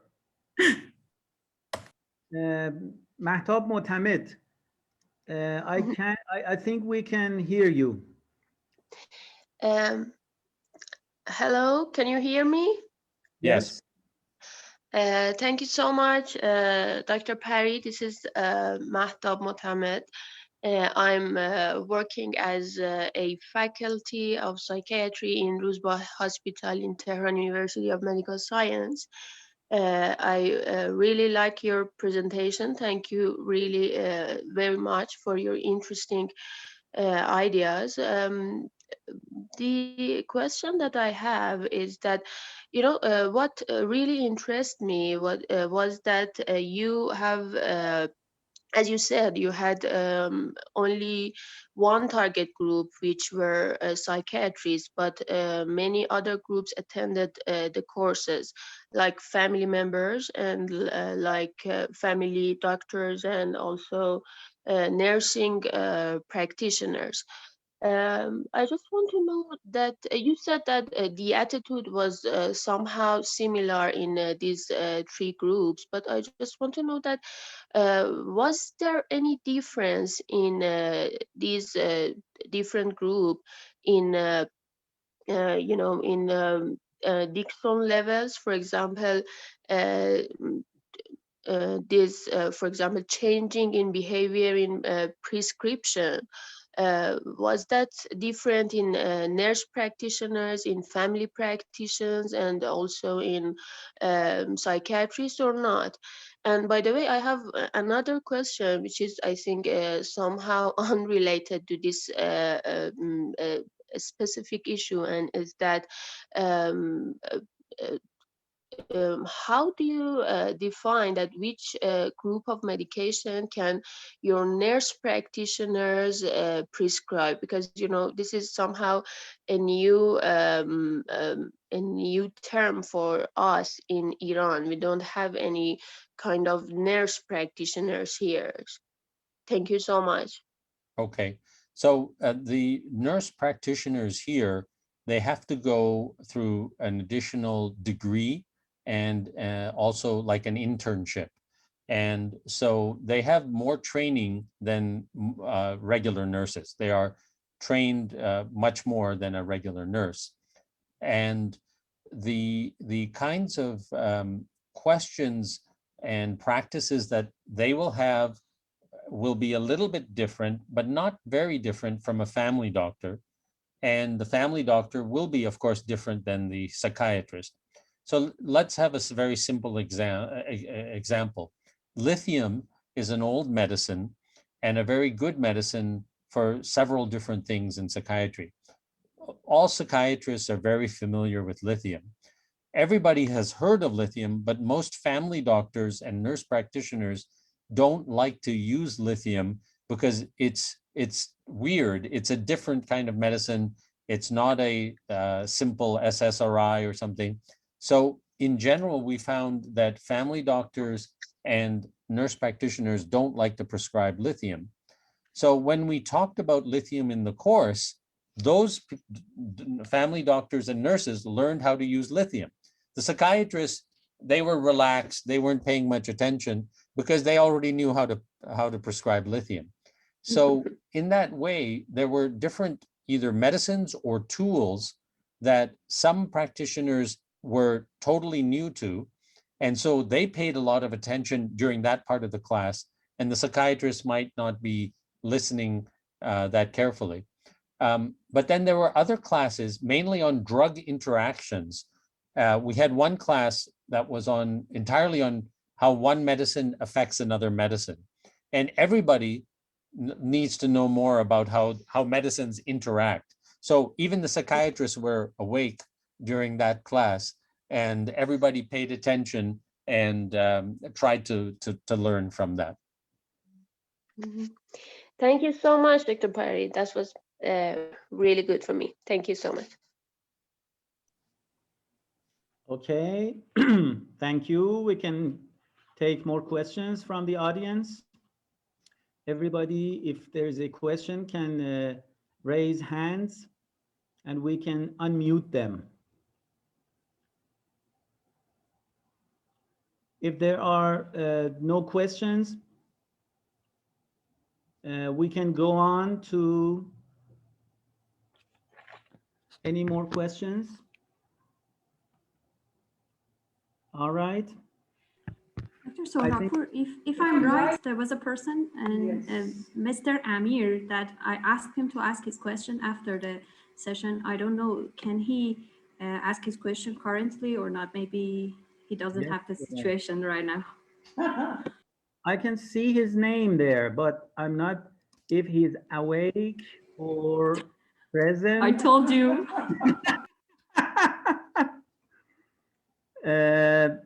Mr. Amir, this is Professor Sohrabpur, sometimes I'm attending into some meetings while I'm driving or while I'm doing a lot of other things. For example, doing the dishes and rest of the things. Maybe he's busy with.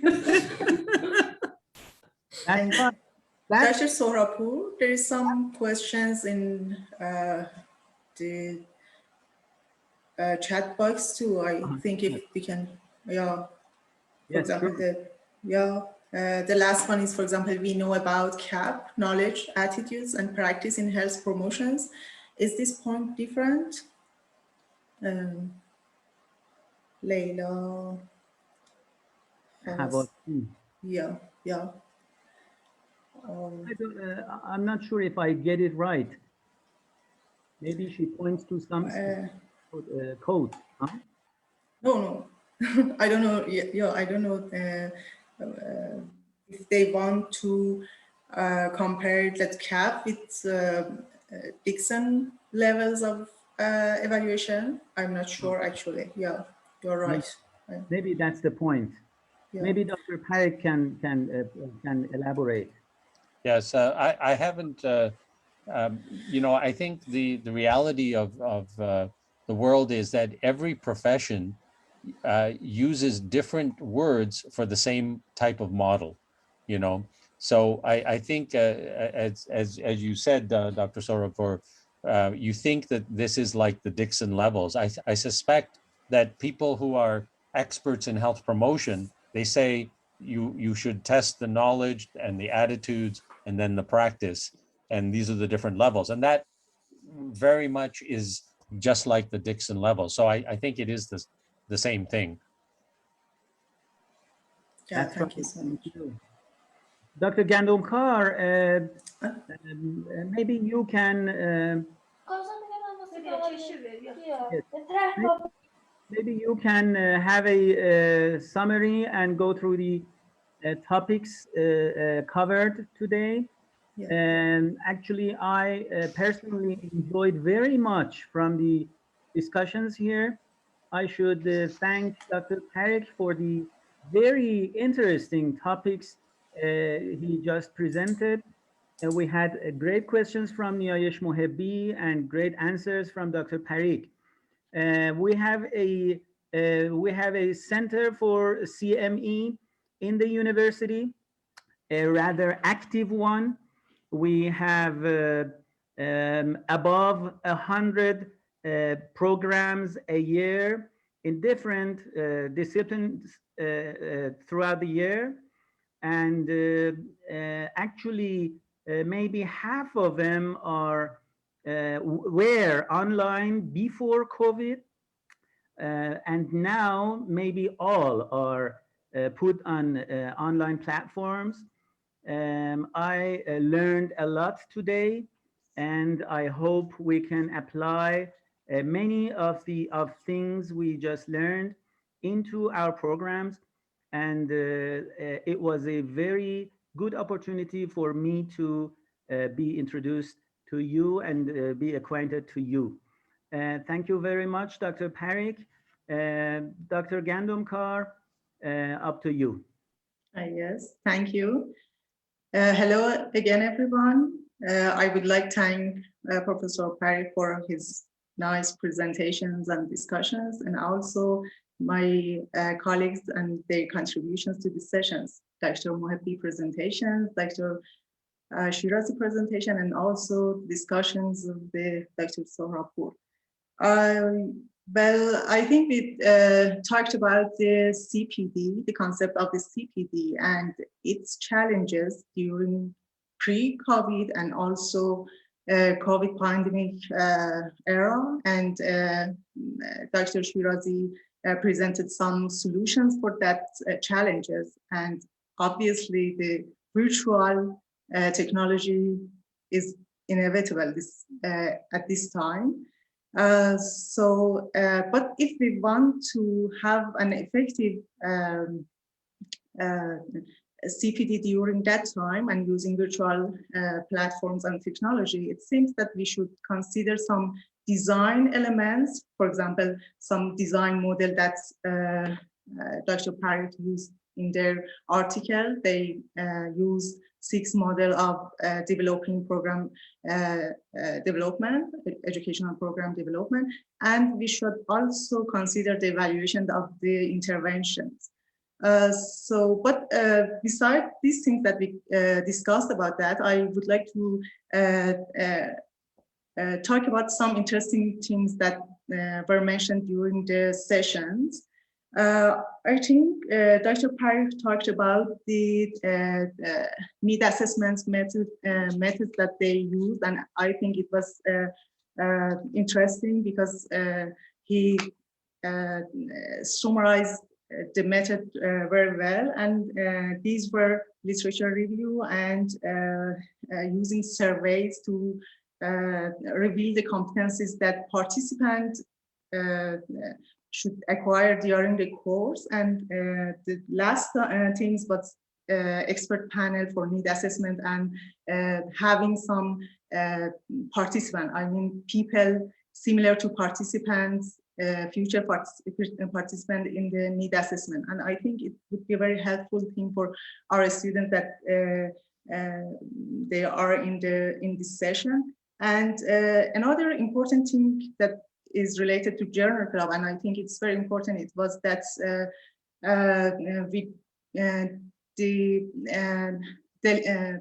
running some or doing some randomized control trials, interventions in education is difficult actually. And if we could do some quasi-experimental or pre-post designs, even with sample participants, it would be very beneficial, and because we could share our experience with other audiences, and they could use our experience in their settings and see the results, and it would be very beneficial. And I would like to say that people should not be worried about the sample size or, for example, the design, because it is very difficult to implement a randomized control trial for educational research actually. And another thing that was some lesson learned that Professor Parrott mentioned of their courses that they run, it was that they understand that the online course could be easy and people are satisfied with that, and also teachers and students could adapt with the interventions, online interventions, and also multidisciplinary format of the course was very helpful. And I think it would be a good point that we could consider in our interventions and courses that we should design. And another thing that was the course was the mixture of lecture and a small group teaching or interactive parts, and it was very helpful too, and the participant was very satisfied with that. I think these were the main points that all participants in the sessions discussed about that, and I don't think we should go through the details of the papers or the discussions, and I think these things were some lesson that we could learn about these sessions and apply that in our settings. Am I right, Dr. Sohrapur? Thank you so much. Thank you very much, Dr. Gandomkar. I'm just seeing a last question, and I wish we can take the answer from Dr. Parikh. It is written, thanks for your good presentation. Part of the CME was the development of clinical skills. I think it goes like, we have some part of CME is teaching or developing clinical skills as CME, like intubation or cardiopulmonary resuscitation. That should be held in hospital settings. And please guide us in this case as well. What can we do in this regard, Dr. Parikh? Right. So the online solution is not the answer to everything. That's very clear. If you want to learn how to start an IV, if you want to learn how to intubate somebody, if you want to learn how to do CPR, you have to practice that. You can't just do it at home. So I guess what you could do, where you could use the online component, is that there is always a little bit of lecture that is before you actually do a procedure. So maybe what could be more efficient use of time, right now, CPR training is usually a half-day training. And maybe 1 hour could be online, and you do it, let's say, one day, and then the next day you have 2 hours in the simulation lab with the mannequin or with the dummy, and you practice your CPR. So you reduce the amount of face-to-face time, but you need that hands-on skill learning. So I think you can use that. I think the other thing that could happen with the principle of longitudinal learning is maybe you could do a session 1 week later and just have a discussion. Okay, obviously in this week, you probably haven't used CPR, but here are the things I want you to remember. And maybe the teacher could even hold up a couple of instruments or the intubation equipment or something and say, remember, when you're doing the intubation, do it this way. Maybe they could show a little video. So it would just remind the person what they had learned, what they had practiced with the dummy. They are reminded of that 1 week later online. And so I think that there's still a way to enhance physical skill acquisition by adding a little bit of online component. Yes, that's very interesting. Actually, last month, Dr. Mandana Shirazi organized another webinar on Zoom. We had a respected guest from Turkey. The topic of that webinar was how to do simulations in the COVID era. And we heard good experiences from them for learning how to make sutures. They had online courses, online briefings, and then they sent boxes containing instruments and suture things and the needles to the doors of the students, even abroad to other countries.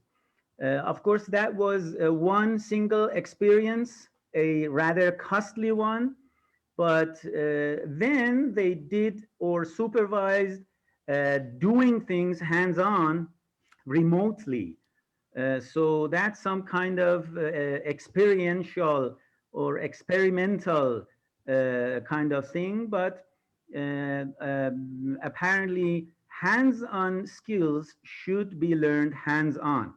So we can modify it or add to it by online technologies, but at the end of the day, hands-on skills should be learned with hands-on. I agree. Dr. Sohrabpur, if you come back to the context of CME and CPD, I am wondering if peer learning could be a solution in workplace learning or not, because I mean, for clinical skills, we have some expert colleagues that may could help other colleagues, because it is a very accessible solution during this era. Yeah, I don't know what is the idea of Professor Parikh in this regard. So let me restate that. What you're saying is the teacher knows something, but so does the student. And students can teach each other through peer teaching. So in our course, when we had the case discussion, the student might present the case, but the people who talk about the case is not just the professor. Quite often, another doctor who is in the course, another nurse practitioner who is in the course would say, oh yeah, I had a case like that, and this is what I did. And sometimes the solution of the peer was better than the solution of the professor, okay? So I have a challenge here for Dr. Shirazi now to put this example of peer teaching in place.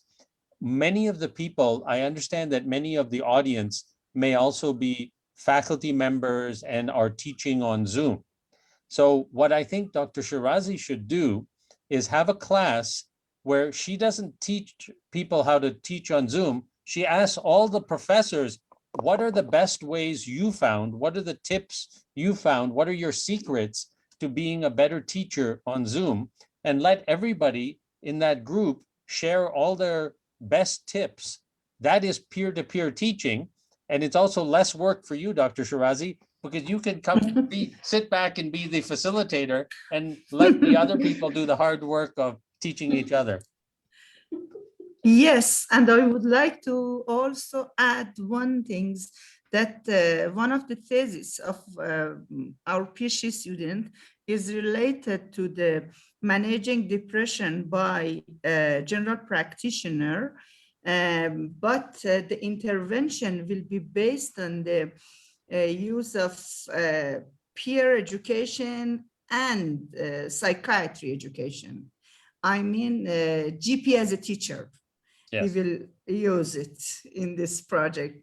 I hope that we can use your wonderful comment on this project, and Dr. Gandumkar is also my colleague in this project. I think it will be some kind of peer-to-peer teaching. As I have seen in Australia, they use this method. In Canada and the United States, do you have the same? Not enough. There's a little bit of peer-to-peer teaching, but not very much. Thank you very much. Great.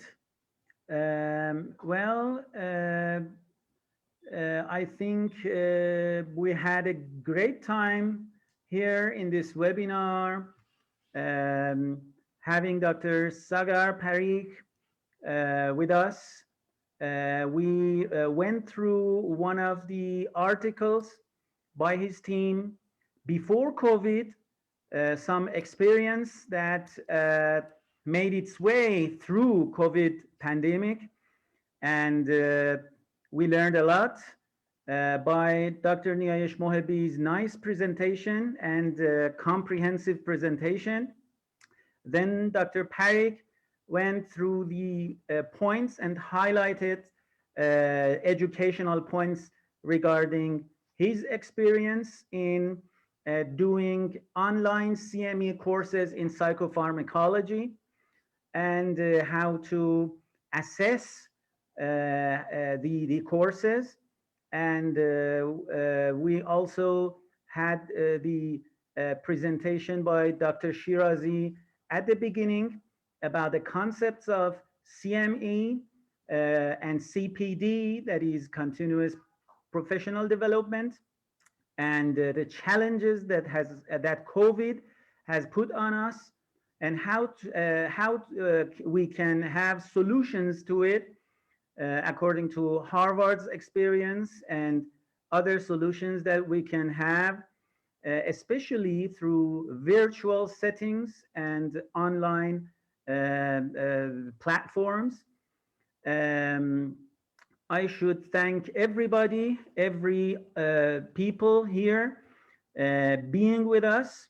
Many of the people here are the faculty members of our university and respected PhD students in different fields, medical education, as well as clinicians from the psychiatry ward, and also clinical pharmacists, mainly concentrated and focused on psychopharmacology. I should thank Dr. Roghaieh Gandamkar for being among the organizers of this event. I should thank everybody for making this great event. I learned a lot, and I hope everybody has had a useful time during this webinar. Dr. Sohrapur, Yes, sure, there is Dr. a proposal of having a group picture. One of the audiences asked me if we want to. They can all, if they want to, they can all start their cameras, and then we can have a group photo over here. That's great. Okay, so everybody can turn on the camera so that we can see your faces and we can capture a memorable picture here. I can see Dr. Azim Mirzazade's face. I say hello to you, doctor. Very nice to have you here. Okay, and I think we need to give them a brief time. Maybe some of the people need, sure. Time for. Okay. How about having your idea, Dr. Mohebbi, about this event tonight?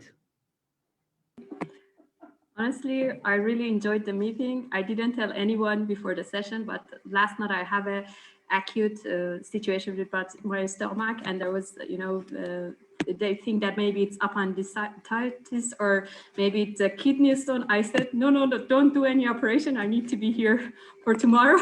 And hopefully I'm here. And the surgeons told me, do you know Dr. Mir? Dr. Ali Mir told me that your appendicitis is mine. I said, please don't touch me until the end of the session. So I feel very good. Unfortunately, I think I feel it a little bit better. I came back from a war and I enjoyed the session. I thank Dr. Shirazi, thank Professor Pari, you personally and rest of the audiences. That was a very good opportunity for me because the session was made for me because I'm a psychopharmacologist also. She doesn't know me before the session. It was a completely accidental topic for me, very useful for my career. Thank you. Dr. Mohebbi, you have to take care of yourself. I hope tomorrow night, tomorrow morning, I'll see you in great health. All right. Thank you. The admin, our dear admin, Miss Sadeghi, would capture the pic. Okay. Thank you very much. Thank you very much for being with us. Okay. Dr. Shirazi? Dr. Parikh, is there anything left, Dr. Shirazi, or we can say goodbye to everybody? I think you should. Okay, everything is okay, and I think that I have asked my question also. Okay, great. Thank you very much. So on behalf of the colleagues here in TUMS, I thank Dr. Parikh again and say goodbye to everybody here. I hope we can meet you again in next webinars here at this event, at the similar events in the future. Bye, everybody. Bye-bye, everybody.